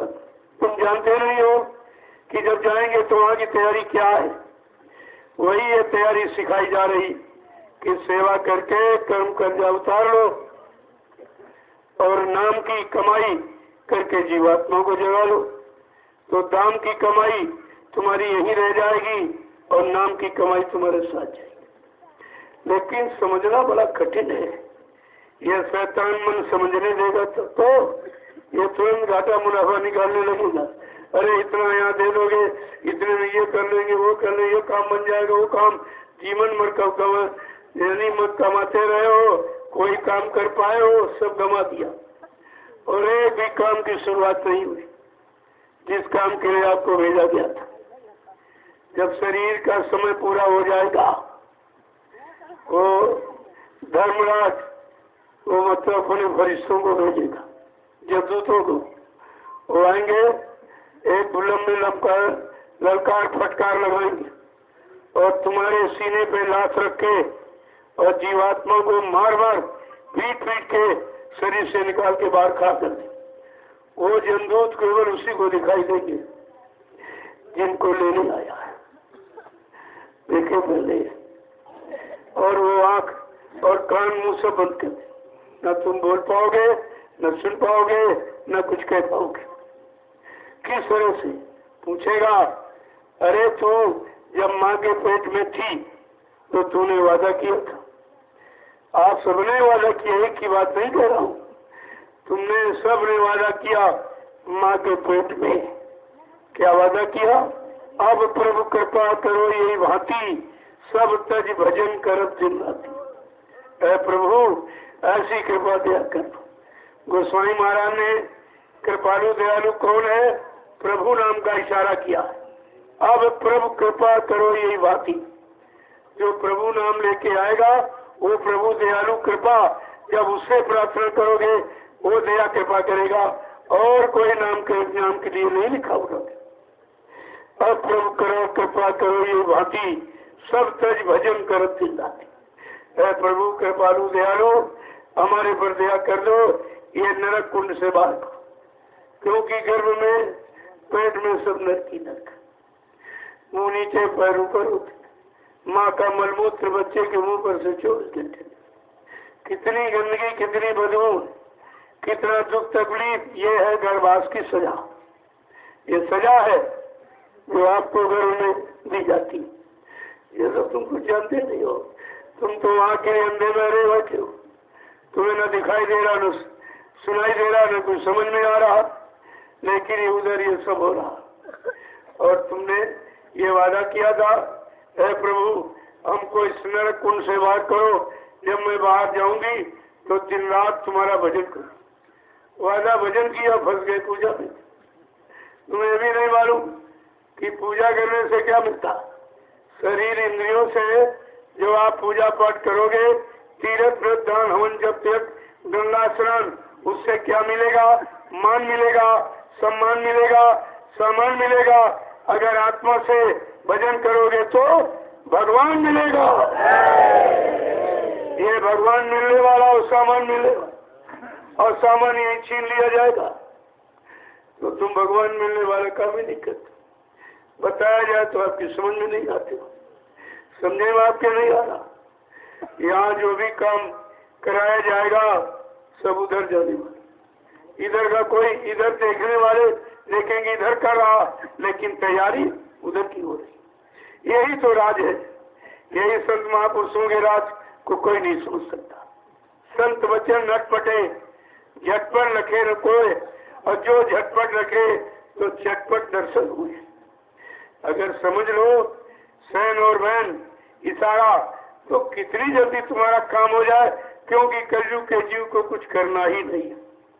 करने वाला आ गया है, केवल कराने की बात की जा रही। जीव इतना कमजोर है, नहीं कर सकता, तो फिर वो कह रहे तुम केवल अपनी जगह खड़े रहो, सुबह शाम हाजिरी देते रहो घाट पर बैठकर। अब घाट का मतलब नहीं दरवाजे पर बैठकर, तुम समझोगे ये घर का दरवाजा, यहाँ बैठकर, अरे ये दरवाजा जहाँ पर जीवात्मा बैठी हुई है, ये असली दरवाजा है। गोस्वामी महाराज ने इशारे में क्या कहा? देह देहरी द्वार, गोस्वामी भीतर बाहरे जो चाह सुनिया, नाप दीप मणि देह और देह देहरी द्वार, गोस्वामी भीतर बाहरे जो चाह सुनिया। जैसे मकान की देहरी पर दरवाजा रह गया, नहीं चिराग रख दो, अंदर बाहर दोनों तरफ उजाला होता। ऐसे ये देहली है, ये बॉर्डर है। अगर यहाँ पर तुम नाम का चिराग रखना सीख जाओ तो इधर भी ज्ञान, उधर प्रकाश माने ज्ञान होता। इधर भी ज्ञान हो जाए कि मैं कैसे फंसा पड़ा हूँ, हमको सब फंसाने वाले हैं, निकालने वाले कोई नहीं। जब इधर का उधर दोनों तरफ ज्ञान हो जाएगा, तब आप सच्चे और अच्छे तब मान जाओगे। कितना बड़ा तुम्हारा काम युगों युगों का भोला विचार किया जाए। बात तुम बैठे हो कलयुग में, कहानी पर तो सच्ची तो बात होती। कोई भागवत सुना रहा, कोई गीता सुना रहा, कोई वेदों की बात कर रहा। जो समय निकल गया, अरे लिखा गुजरा हुआ जमाना आता नहीं दोबारा। जो वक्त घड़ी निकल जाती है दोबारा आती ही नहीं। जब वो समय नहीं आएगा, उस समय का इतिहास पढ़ने से हमें लाभ क्या मिलेगा? तुम सब कलयुग के जीवों के लिए कलयुग का इतिहास चाहिए, कलयुग की पूजा चाहिए, कलयुग का ज्ञान चाहिए, कलयुग का परमार्थ चाहिए आपको, तब कलयुग के जीवों का भला होगा। गोस्वामी महाराज ने इशारा किया, लेकिन समझा नहीं होगा। उन्होंने कहा यही कलिकाल न साधन दूजा, मन क्रम वचन गुरु पर पूजा। ये कलिकाल में कलयुग में कोई साधन नहीं। मनसा वाचा कर्मणा, गुरु के वचनों का पालन करो। गुरु कौन है? दाढ़ीवाल, लाल पीला कपड़ा, छापा तिलक जनेऊ पहनने वाला नहीं। गु माने अंधकार, रू माने प्रकाश। जो अंधकार से प्रकाश की तरफ, अधर्म से धर्म की तरफ, और झूठ से सत्य की तरफ, और दानवता से मानवता की तरफ जीवों को लाके खड़ा कर दे, ऐसी चेतन शक्ति को मृत्यु लोक में गुरु कहते। तुमको गुरु की नहीं पहचान है। गुरु माने दाढ़ीवाल, गुरु माने लाल पीला कपड़ा, गुरु माने जात बिरादरी, गुरु माने जमीन घेरना, कोई मठ मंदिर की जाकर गुरुद्वारा बनवाना, मतलब यानी, और लोगों को रुपए पैसे धन सामान लूटना। ये गुरु का काम है। तुम जब गुरु को नहीं पहचान पाए तो कलयुग में सदगुरु को कैसे पहचानोगे? गुरु का काम केवल मान सम्मान, राजपाट, धन दौलत दिलाना, और सदगुरु का काम जीवात्मा जगाना, परमात्मा से मिलाना और जीवात्मा को उसके घर पहुंचाना। यह है सदगुरु का काम। इसलिए कलयुग में सदगुरु आए, गुरु नहीं सदगुरु आए, और तुम्हारे पास पहचान नहीं है। पहचान बताई गई कि मतलब है कि सदगुरु है, गुरु बहुत तेरे। कहा कि समय का सदगुरु एक ही आता और गुरु यहाँ बहुत है।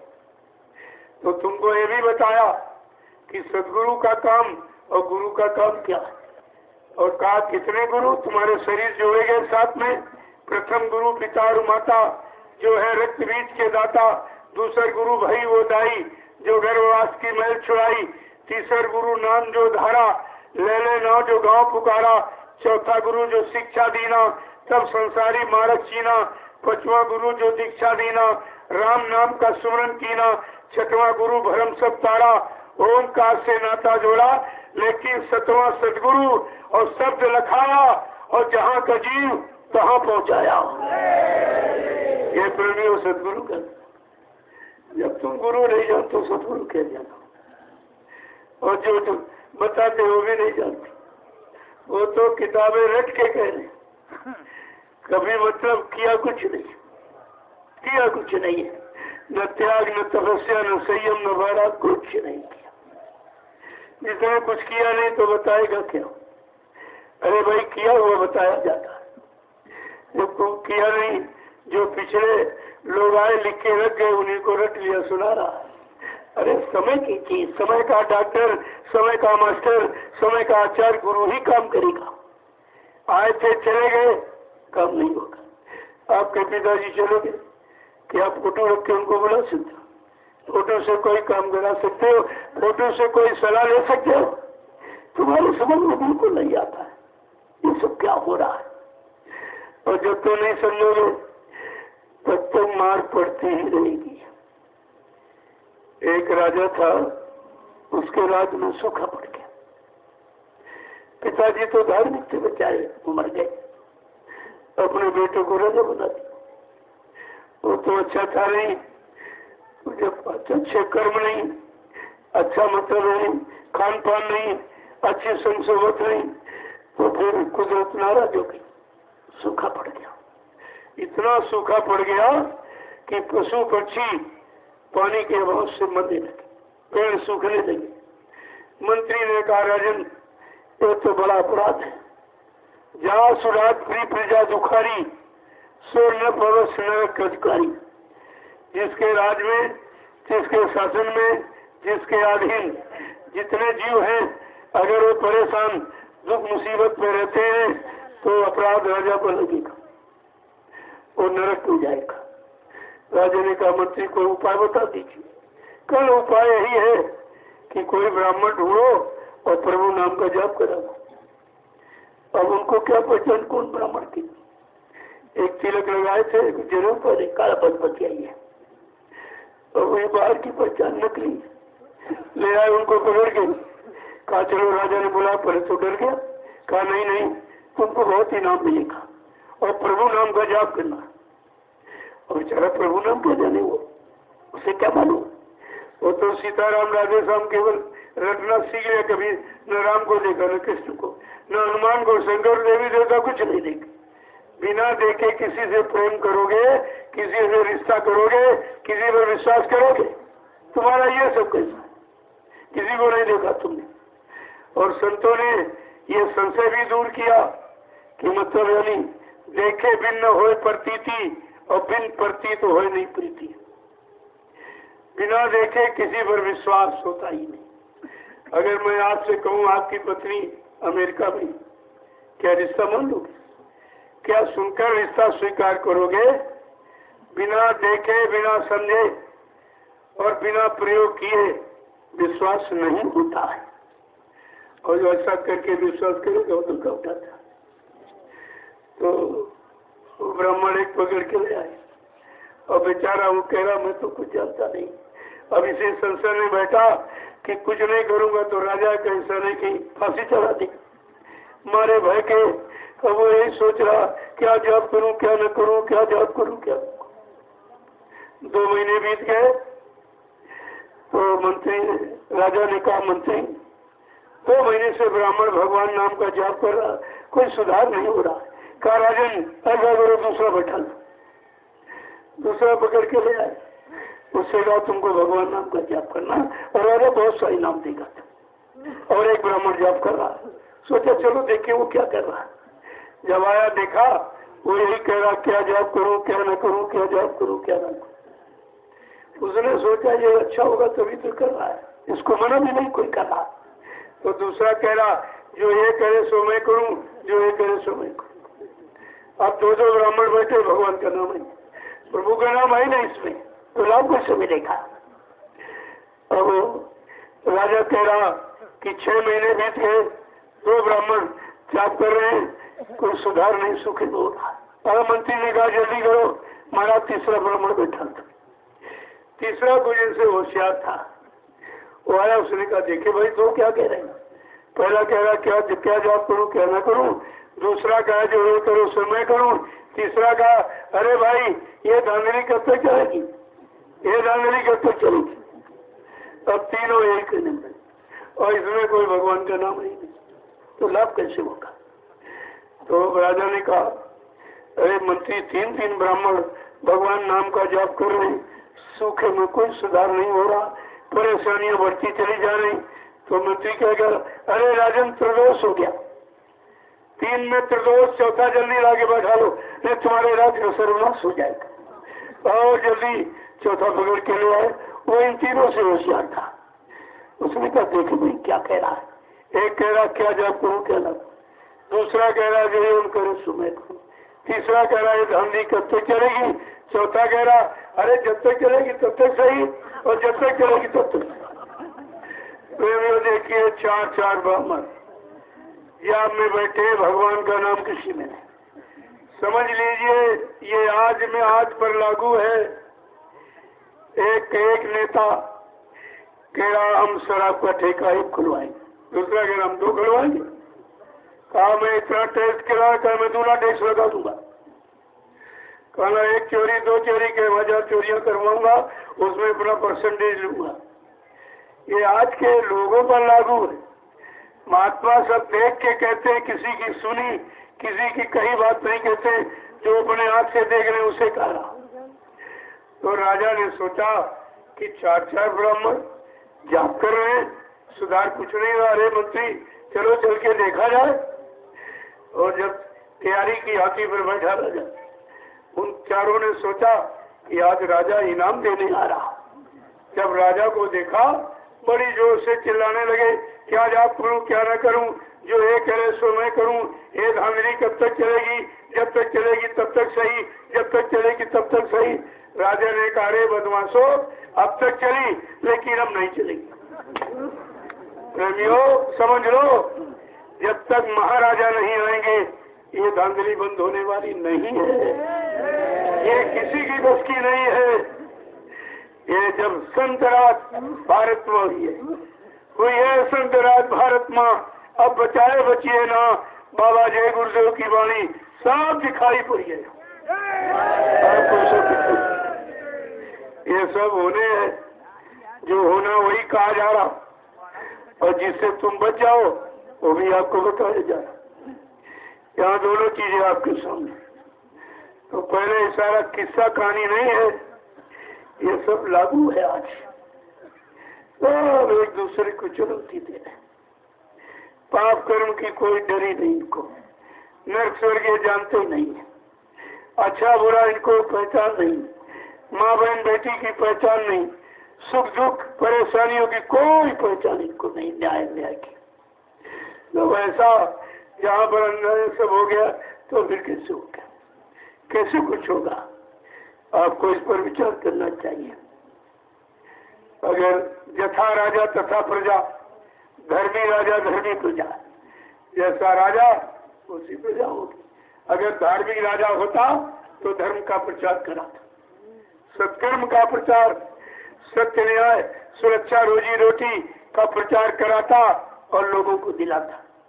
लेकिन सबको अपनी कुर्सी, अपना मान सम्मान, अपना पेट, अपना परिवार, अपना बैंक खाता ये दिखाई दे रहा। बाकी प्रजा जहाँ जाए कितने दुख में इनको नहीं मालूम।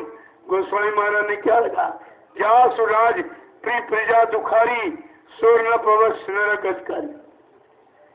एक ही कानून संत महात्मा ने बनाया, चाहे देश का प्रधानमंत्री राष्ट्रपति हो, प्रदेश का मुख्यमंत्री हो, जिले का डीएम हो, तहसील का तहसीलदार और ब्लॉक का ब्लॉक प्रमुख हो और गांव का प्रधान और घर का मालिक मुखिया, जिसके आश्रित जितने लोग रह रहे हैं, अगर वो आपत्ति मुसीबत परेशानियों में हैं तो ये सब नरक के गामी, ये सब नरक में जाएंगे। देखिए कितनी बड़ी चीज महात्माओं ने। गोस्वामी महाराज लगभग आज से 550 वर्ष पहले आए। महात्माओं की तीसरी आंख खुली होती, जिसको दिव्य आंख ज्ञान चक्षुषी नेत्र थर्ड आई कहते। आत्मा में एक आंख है वो, जब वो जिस महात्मा की खुल जाती है उसको आगा पीछा सब दिखाई। बहुत वर्ष वर्तमान सब यहीं से, मृत्यु लोग सत्य लोग सब यहीं से देखता है। उस आंख से ये सब को देखा जाता है। वो तीसरी आंख को देख के बता दे तुम इन दो आंखों का देखा, और तभी तुम्हारी समझ में नहीं आता क्या कहते क्या कहते। जब यहाँ मैंने ये सब व्यवस्था के बारे में सोचा, किसी को कुछ नहीं मालूम और मैंने किसी को बताया भी नहीं था। लेकिन धीरे धीरे समय आ गया और समय में जरूरत पड़ गई। मैंने कहा भाई प्रेमियों, अब अपने बैठने की जगह बना। अपने लिए मैंने कुछ नहीं, कभी नहीं कहता। हमको तो आपका 1 रुपया भी नहीं चाहिए, मैं क्या करूँगा, मेरे पास कोई खर्चे ही नहीं। कपड़े में पहनता नहीं था, लेकिन आपने दे दिए, पहले आप। और मेरे और 24 घंटे में 1 रोटी सुबह, कभी कभी एक ही खाता हूँ। अब 1 ही रोटी तो बताओ खर्चे क्या। कोई मिर्च मसाला, कोई तेल तला, कोई अनी मतलब, कोई मीठा मीठा, ये कुछ नहीं। ये मेरा भोजन नहीं है। मेरा भोजन तो गरीब से गरीब आदमी पसंद नहीं करेगा। और चाहता हूँ आप भी ये करो। जब करोगे तो जीवात्मा स्वस्थ है, मन स्वस्थ। अरे शरीर की बीमारी नहीं, मन की बीमारी ठीक करो। अगर मन बीमार है तो आपका साथ नहीं करेगा, और फिर आप तन से भी कोई काम नहीं कर सकते। तन के समस्त कार्यों का आरंभ मन से ही उठता है। अगर मन बीमार हो गया, और मन इस समय बीमार, ऐसी बीमारी मन को लगी है, काम की, क्रोध की, लोभ की, मोह की, अहंकार की, ईर्ष्या, द्वेष की। इस बीमारी की दवा किसी डॉक्टर वैद्य के पास, मन की बीमारी की दवा किसी के पास। जब तुम्हारे पास कोई दवा नहीं, संत महापुरुषों ने दवा बताई है कि सत्संग करो, सेवा करो, भजन करो, मन की सारी बीमारी खत्म हो जाएगी। लेकिन तुम्हारी समझ में नहीं आता है चलते। धीरे धीरे आप आए हो, तो ये जमीन आपने अपनी गाड़ी कमाई से बनाई, मेरा इसमें कुछ नहीं, मेरा इसमें कुछ भी नहीं है, सब आपका। और आपके लिए मैं केवल सुपरविजन करता, देखते कि आपकी कमाई का कहीं दुरुपयोग न होने पाए। इतना काम तो मैं जरूर करता हूँ और इतना करता रहूंगा, क्योंकि ये प्रेमियों की गाड़ी कमाई, गरीबों की पेट काट काट के बच्चों को पढ़ाया नहीं, अच्छे कपड़े पहने नहीं, अच्छा भोजन किया नहीं, मकान अच्छा बनाया नहीं, और ये सेवा में दिया। तो इसकी रखवाली, इसको सही जगह लगाना, ये मेरा कर्तव्य है। मैं अपने कर्तव्य को बराबर समझता रहता। और धीरे धीरे धीरे कितनी जल्दी आपकी गाड़ी कमाई निकाल करती। अगर नंबर 2 की होती तो कुछ नहीं होता, कुछ भी नहीं होता। सालों लोग लगे रहते, कुछ नहीं। लेकिन कोई न कोई सहयोगी मिल जाता। बिना सहयोगी के तो काम नहीं। इधर का सहयोगी तो हमको चाहिए, फिर उधर की तो जरूरत नहीं किसी की, लेकिन इधर का चाहिए। अगर सहयोगी नहीं लगाऊंगा तो आप कहते हो कि किसी की बात नहीं मानते, किसी बात नहीं सुनते। वैसे हमको सहयोग की आवश्यकता नहीं है। वो तो अध्यात्म पावर से वो काम हो जाएगा जो यहाँ कोई नहीं करता। लेकिन उस पावर का प्रयोग यहाँ नहीं किया जाता। वो केवल जीवात्माओं के कल्याण के लिए रखा है। और वो औजार, वो ब्रह्मास्त्र केवल जीवात्माओं के कल्याण के लिए चलाया जाता, यहाँ उसका प्रयोग नहीं किया।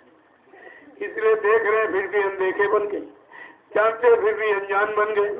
तुम्हारे जैसे बन गए, तुम्हारे जैसे न बने तो तुम पास ही नहीं खड़े हो सकते। इतना डर भय लगेगा हमारे पास नहीं आ पा सकते। लेकिन मतलब जीवों के लिए तो सब कुछ किया जाता है।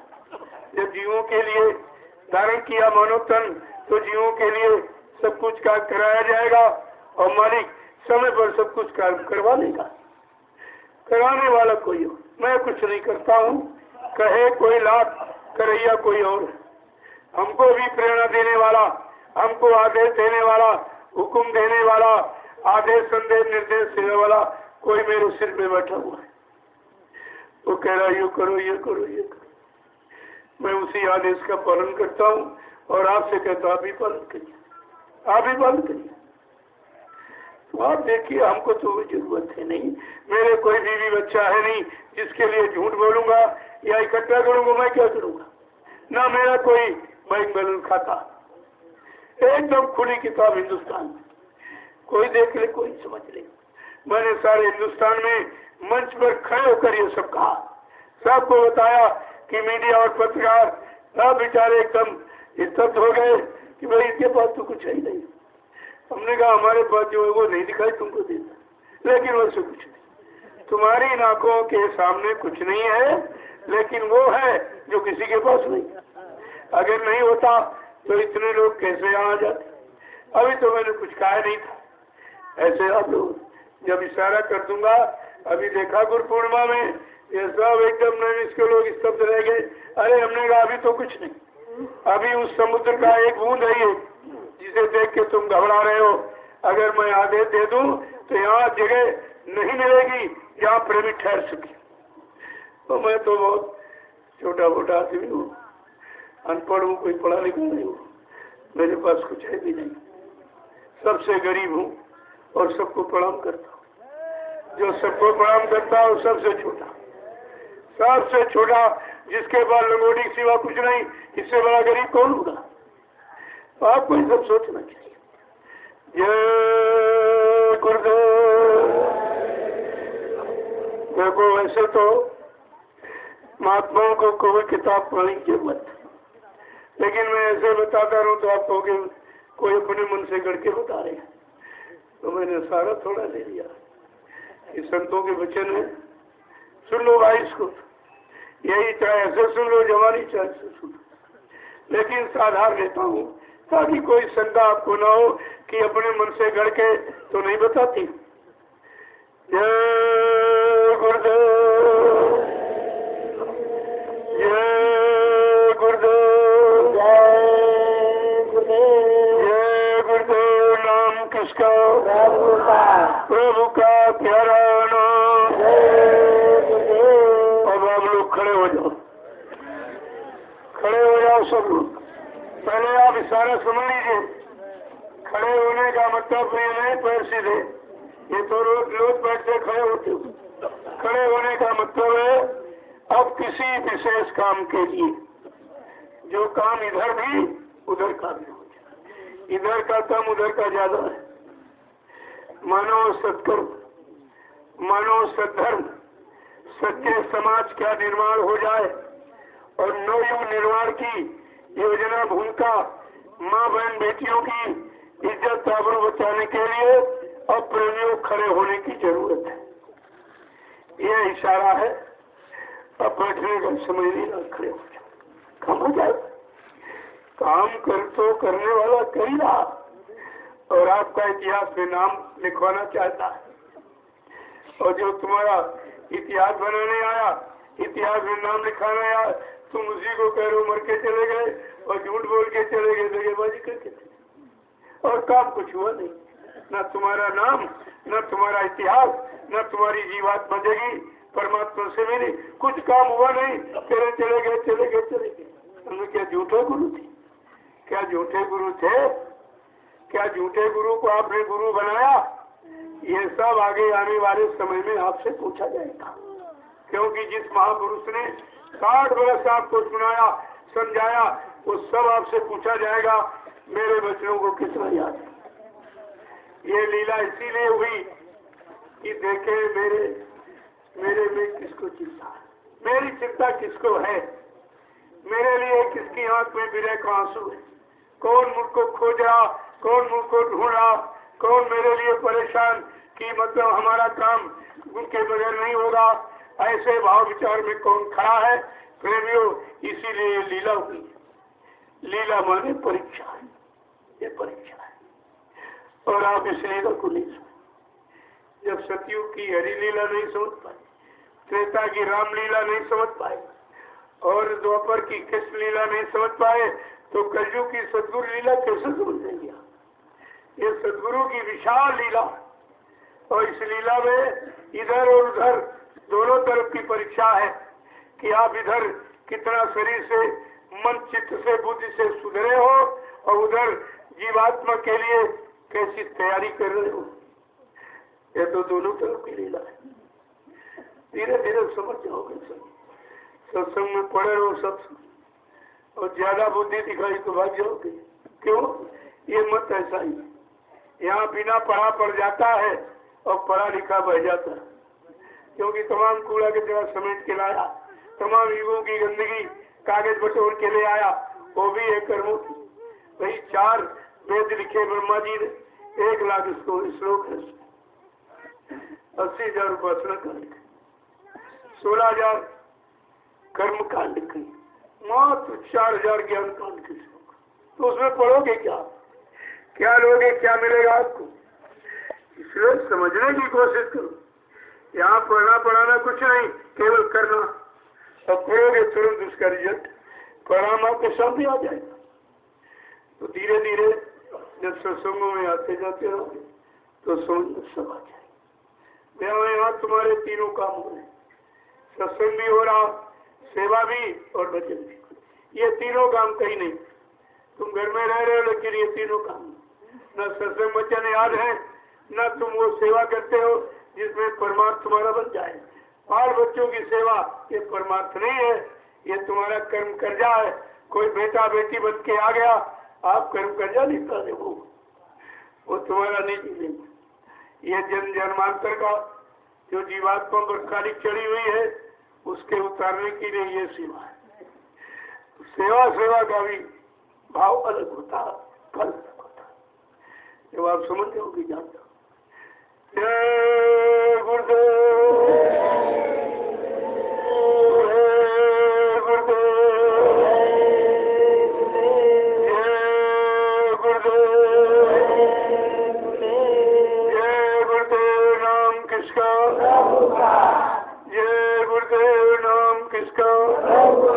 प्रभु का प्यारा नाम।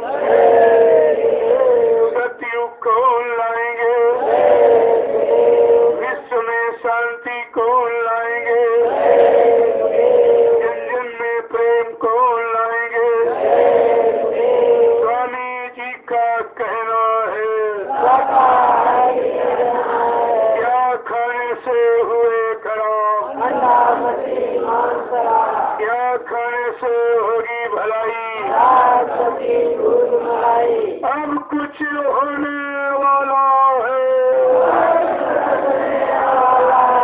जो अभी समझ न पाएंगे,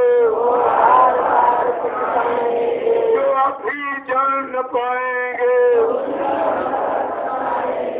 जो अभी जाग न पाएंगे। स्वामी जी की वाणी है, यदि स्वामी जी की बात न मानी,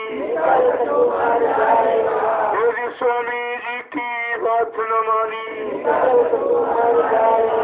ये गुरुदेव जरा जोर से बोलो, ही बोलो,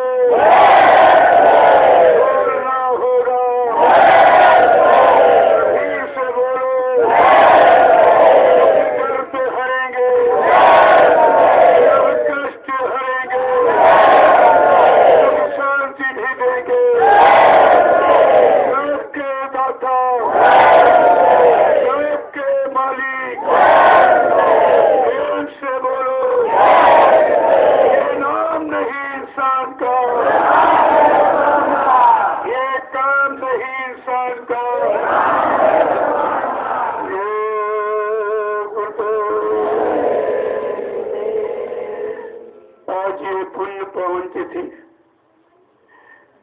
प्रसार अभियान दिवस समारोह कभी किसी ने धरती पर बनाया नहीं है, पहली बार किसी ने नहीं, किसी ने ऐसा प्रचार किया ही नहीं। ये प्रचार रुपए पैसे लेने वाला नहीं, ये प्रचार विचार बदलने वाला, इसी को वैचारिक क्रांति कहते हैं। रामकृष्ण आए, देश समाज का काम लेकिन मार काट हिंसा के द्वारा किया, मारे भय के रूप पूजा कर रहे, लेकिन कलयुग का परिवर्तन सद्गुरु दयाल के द्वारा वैचारिक क्रांति से। कोई मार काट नहीं, कोई हिंसा नहीं, कोई गंदा व्यवहार नहीं, कोई छल कपट, ये सब खत्म हो। अभी तो लोगों को मौका दिया जा रहा कि आप कर लो, बाद में मत कहना कि बाबा जी ने मौका नहीं दिया था। सबको मौका दिया जाए, अच्छे से अच्छा जो भी करना चाहो कर लो, और बुरे से बुरा जो भी करना चाहो तुम्हारे मन में कुछ रह न जाए। लेकिन जब दूरदर्शी आए, धरा पर सती आएगी, दूरदर्शी का उद्देश्य विश्व गुरु हो भारत देश, दूरदर्शी का ऐलान स्वर्ग बनेगा हिंदुस्तान, दूरदर्शी का पैगाम हर बच्चे को देगी काम, दूरदर्शी आएगी माँ बहनों की लाज बचाएगी। इसके पहले कोई कुछ कर ही नहीं सकता। मौका तो सबको दे दिया, आप करना चाहो करो, लेकिन किसी को कोई नहीं कर पाएगा।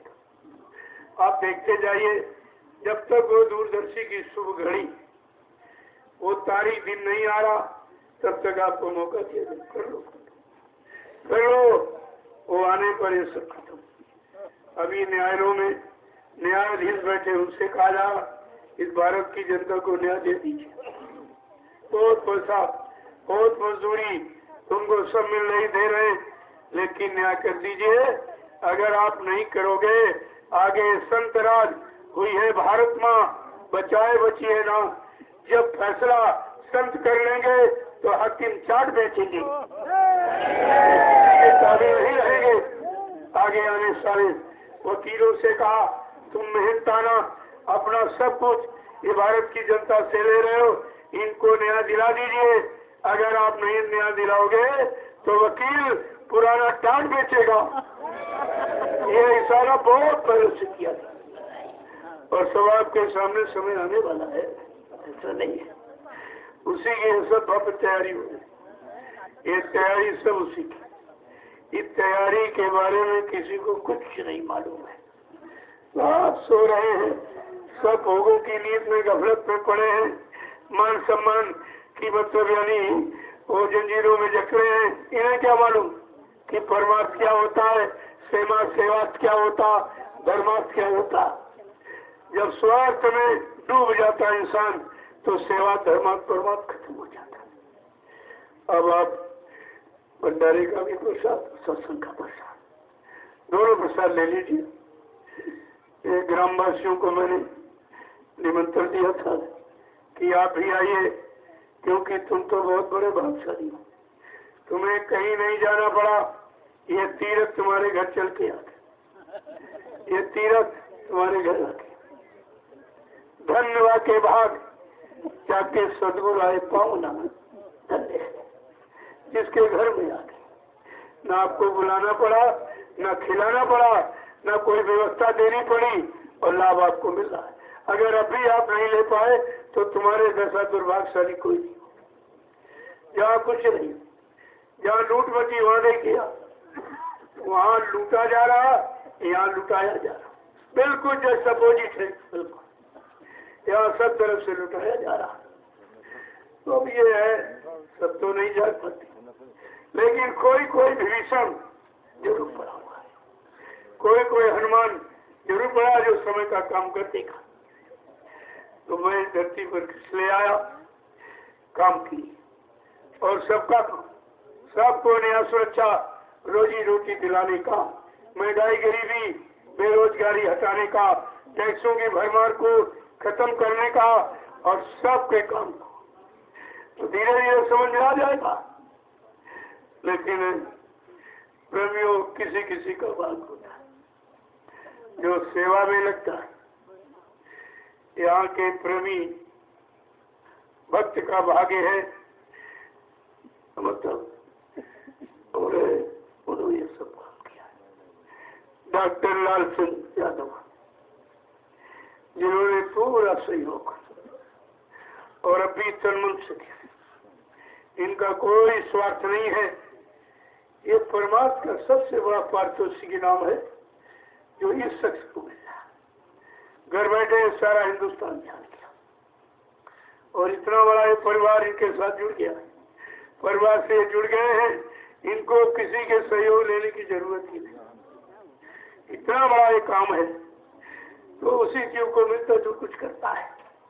अरे सर निंदा चुगली बुराई में बुराई में क्या मिलेगा? और यहाँ तुम्हारी बुराई निंदा का कोई असर नहीं है। तुम यहाँ कुछ नहीं कर सकते हो, तुम्हारे बस का कुछ नहीं। चाहो तो समय से कुछ सेवा कर लो, तुम्हारा मानव जीवन सार्थक हो जाए। और तो तुम कुछ कर ही नहीं सकते। केवल अपने शरीर का सहयोग दे दीजिए, विचारों का, अच्छे विचारों का सहयोग दे दीजिए, तुम्हारा नाम उसी में हो जाएगा, उसी में नाम हो जाएगा। मैं तो सबका नाम कराने आया, लेकिन जब तुम्हारी समझ में मेरे भाव विचार और मेरा काम तुम्हारी समझ में आए तब तो जय गुरुदेव। इसलिए अब आप लोग सत्संग का प्रसाद ले लीजिए और इसके बाद भंडारे का महाप्रसाद। ये पूरी सब्जी मत समझना, ये तो घर में रोज खाते हो। इसमें सतगुरु दयाल की दुआ दया भरी, इसको थोड़ा लेना। तमाम बीमारी परेशानी झगड़ों से आपको फुर्सत देगा। ऐसा भंडारे का महाप्रसाद आप, और इसमें आपको कुछ खर्च नहीं करना। उधर नैमिषारण्य चले जाओ, जो ऋषियों मुनियों की तपोभूमि है। आज जिसको इस स्वार्थियों ने एकदम गंदा कर दिया, सब लूट मची हुई, लूट मची हुई, कोई देने वाला नहीं है, सब लेने वाले बैठे हैं। लेकिन वही काम यहाँ पर ये लूट देकर ऋषि मुनियों की तपोभूमि को गंदा कलंकित किया जा रहा, उनके इतिहास को खराब किया जा रहा। इसलिए इन सबको बचाने के लिए नैनी धाम में सतगुरु धाम की स्थापना होने जा रही है, जो किसी ने कभी नहीं कर पाया। और इसी धरती से सारे विश्व को संदेश मिलेगा, सारा विश्व सुख शांति को प्राप्त करेगा। अभी आप इस नींव और भूमिका को समझते ही कहो, कितने बड़े काम की नींव, सबको सुख शांति न्याय पारस्परिक प्रेम प्यार मोहब्बत दिलाने की भूमिका। और ये समझ लोगे तो सबका काम हो जाएगा।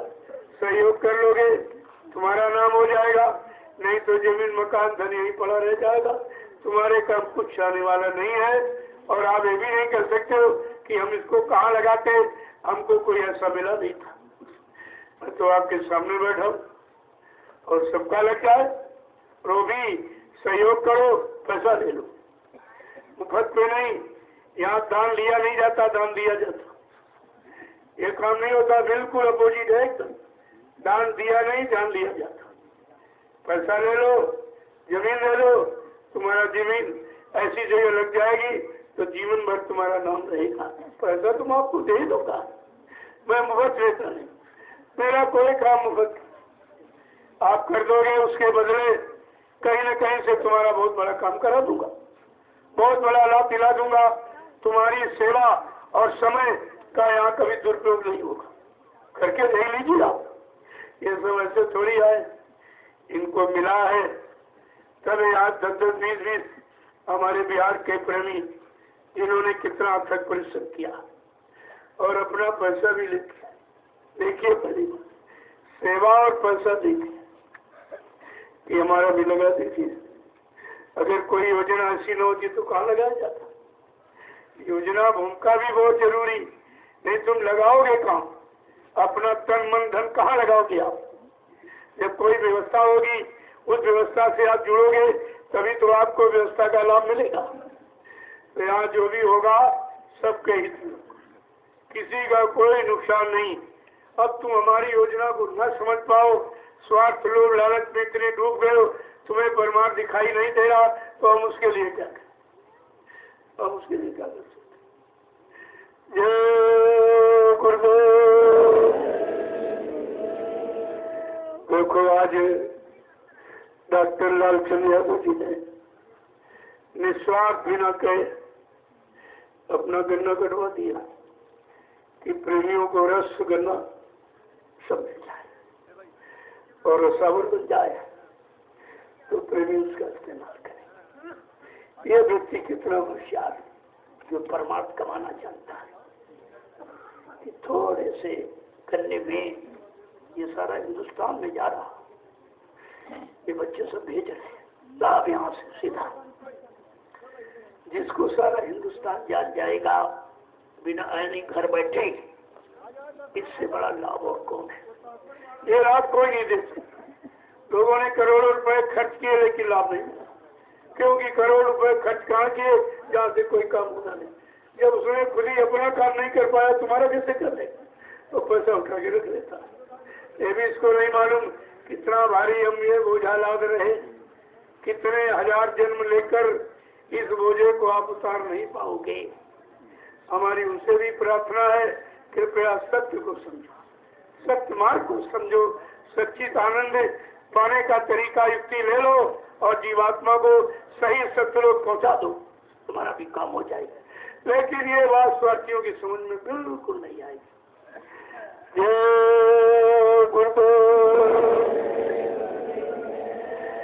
मैं आपके दर्शन के लिए इन्होंने व्यवस्था बनाई बैठ जाऊंगा और इसके बाद सब लोग भंडारे का महाप्रसाद लेके जाएंगे।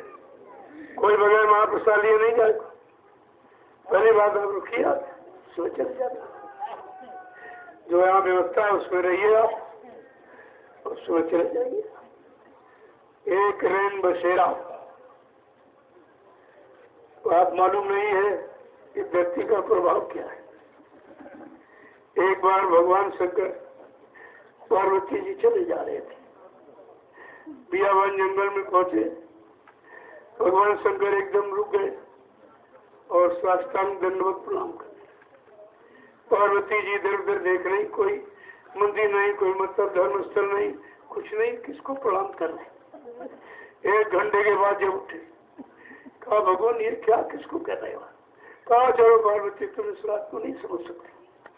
थोड़ी दूर चली तो आप जानते हो त्रियाड राज हटवार हटवड़ी में चले नहीं, पहले वो रात बताइए तब आगे बढ़ू। कहा अगर तुम सुनना चाहती हो सुनो। इस धरती पर एक रात एक संत ठहरे थे, अपने भक्तों के साथ यहाँ सत्संग किया और प्रेमियों ने भजन किया बैठकर। ये जमीन इतनी पवित्र हो गई, इतना आकर्षण मैग्नेटिक पावर कि हमको आगे बढ़ने नहीं दे रही, इतना ठंडक मिल रही है, शांति मिल रही है। पार्वती संतों की महिमा पार है। और अब आप कितनी रातों से रह रहे हो, कितना संदेश। ये सब 88,000 ऋषियों की जो तपस्या की मेहनत, उसी को सार्थक किया जा रहा। लोगों ने तो बदनाम कर दिया, कलंकित कर दिया। स्वार्थ लोभ लालच केवल पकड़ा और उनका स्वार्थ परमात्मा भूल गए, जिन्होंने निस्वार्थ हजारों वर्ष तपस्या की। ऐसे थोड़ी तीरथ वर नैमिष विख्याता अति पुनीत साधक सुविधा था। साधकों सुख देने वाला अत्यंत पवित्र 88,000 ऋषियों की तपस्या से ये भूमि पवित्र हो गई, लेकिन जो जमीन पवित्र रह गई इस पर कोई काम नहीं कर पाए। तपस्या के सिवा उनको कुछ मालूम नहीं था। तो कहा जब कोई संत महापुरुष आएंगे तो इस भूमि को सार्थक बना देंगे। आज वही काम आपके सामने हो रहा है। अब आप इसमें भागीदार, लेना तो ले लो, काम तो हो जाए। तुम सब लोग भाग जाओ फिर भी काम हो जाएगा, ऐसा नहीं। इतना जनमत है, यानी 45 करोड़ का जीतने तो जनमत किसी राजनीति नेता पार्टी के पास, किसी धार्मिक मिशन के पास नहीं। लेकिन मैं अगर सारे जनमत को यहाँ बुला लूँ तो जगह कहाँ है? भोजन कहाँ दे पाओगे, पानी नहीं पिला पाओगे, और बात तो छोड़। इसलिए परिवार से एक ही आदमी आ रहा। अरे 10 संगीत तो एक ही रहा है। तब ये गुरु पूर्णिमा ने आपने जलसा देगा। अगर सारे के सारे आ जाए यहाँ तो जगह नहीं मिलेगी। तो हमको भी जगह की जरूरत है। किसके लिए? प्रेमियों को ठहरने के लिए, भोजन भंडारा चलाने के लिए, नहाने धोने दिशा मैदान के लिए सब अपनी जमीन पर होने लगे, ताकि तुम्हारा भजन सुरक्षित बचे। जिसकी जमीन पर ठहरोगे तो भजन की कटौती हो जाएगी, सेवा की कटौती हो जाएगी, भंडारा चलाओगे, बैठ के सुमरन ध्यान भजन करोगे, जिसकी जमीन पर लाभ उसको मिलेगा, आपका उसमें भी कटौती। ये सब कटौतियां खत्म हो जाए और आपका सारा मतलब यानी ये नाम की कमाई सुरक्षित बने रहे, सेवा। तो इसीलिए तो ये विचार बनाया गया, प्रेमियों ने खैर समझा और कितनी जल्दी व्यवस्था कर। धीरे धीरे धीरे इसी तरह आप परमार्थ केवल सेवा का भाव बनाकर लगे रहे तो सब हो जाएगा, सब हो जाएगा।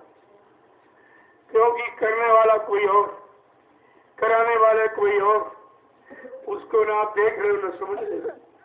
उसी की मौज मर्जी से बिना उसकी सत्ता के पत्ता नहीं हिल सकता। ये काम से उसी की मौज की होगा, ये सदगुरु दयाल की मौज मर्जी से होगा, जिसे आप न देख पाए, न समझ पाए, न जान पाए, न मान पाए, न पहचान पाए। आपने अपना आध्यात्मिक परमार्थिक कितना बड़ा नुकसान किया। जय गुरुदेव। अब मैं आपके दर्शन के लिए नीचे बैठा। इन लोगों ने व्यवस्था बनाई है, जल्दी से सत्संग का प्रसाद ले लो, इसके बाद भंडारे का महाप्रसाद ये ग्रामवासी सब लेके जाएंगे। तुम्हारा तो बड़ा सौभाग्य, घर बैठे गंगा नहा रहे हो, घर बैठे लाभ प्राप्त कर रहे हो और घर बैठे महाप्रसाद पाकर तमाम बीमारी कष्टों को दूर करना। सबसे बड़ा लाभ इस लकड़िया मुँह के, क्योंकि इन्होंने सहयोग भी किया। जैसा नाम लकड़िया मुँह, इतनी लकड़ी दी, पूरा भंडारा यानी 4-6 लाख प्रेमी खा गए और अभी इनकी लकड़ी पड़ी है, 1-2 भंडारे और हो जाएंगे। यथा नाम तथा गुणा, जैसा नाम उसने काम करके दिखा दिया। और ये लकड़ी वो लकड़ी, एक लकड़ी मुर्दे को जलाती है और एक जिंदों का रास्ता खोल रही है। लकड़ी तो लकड़ी ही है, लेकिन काम देखिए आप कितना। वो लकड़ी जला के मुर्दा कर दिया और ये लकड़ी जलेगी भोजन दे देगी। देखो लकड़ी का प्रयोग देखिए आप। इसी तरह अगर धन का और तन का और मन का प्रयोग करना सीख जाए तो किसी का नुकसान कभी होगा ही नहीं। लेकिन तुम रोज बातों में फंस जाते हो, जहाँ सच्चाई सच्चा रास्ता वहाँ तुम आते नहीं हो और ये तुम्हारी समझ में नहीं आता। और स्वार्थी लोभियों की समझ में आएगा भी, ये तो रास्ता ही ऐसा है। जय गुरुदेव। अब आप सबके दर्शन के लिए मैं नीचे बैठ जाऊंगा। देखो इस संदेश को अपने मोबाइल पर लो, ये कहीं नहीं मिलेगा। ये कहानी किस्सा कथा नहीं है, ये जीवात्मा का दर्द है, जीवात्मा का दुख है। जीवात्मा के दुख दर्द को यहाँ गहरी विज्ञानी धर्मान भगवान कोई नहीं दूर कर सकता। पहले इसको आप समझिए, जब सुनोगे सुनाओगे तो तुम्हारी समझ में रोज सुनो, जब रोज सुनोगे तब ये वचन तुम्हारी समझ में आएगा, एक बार के नहीं आ जाएगा।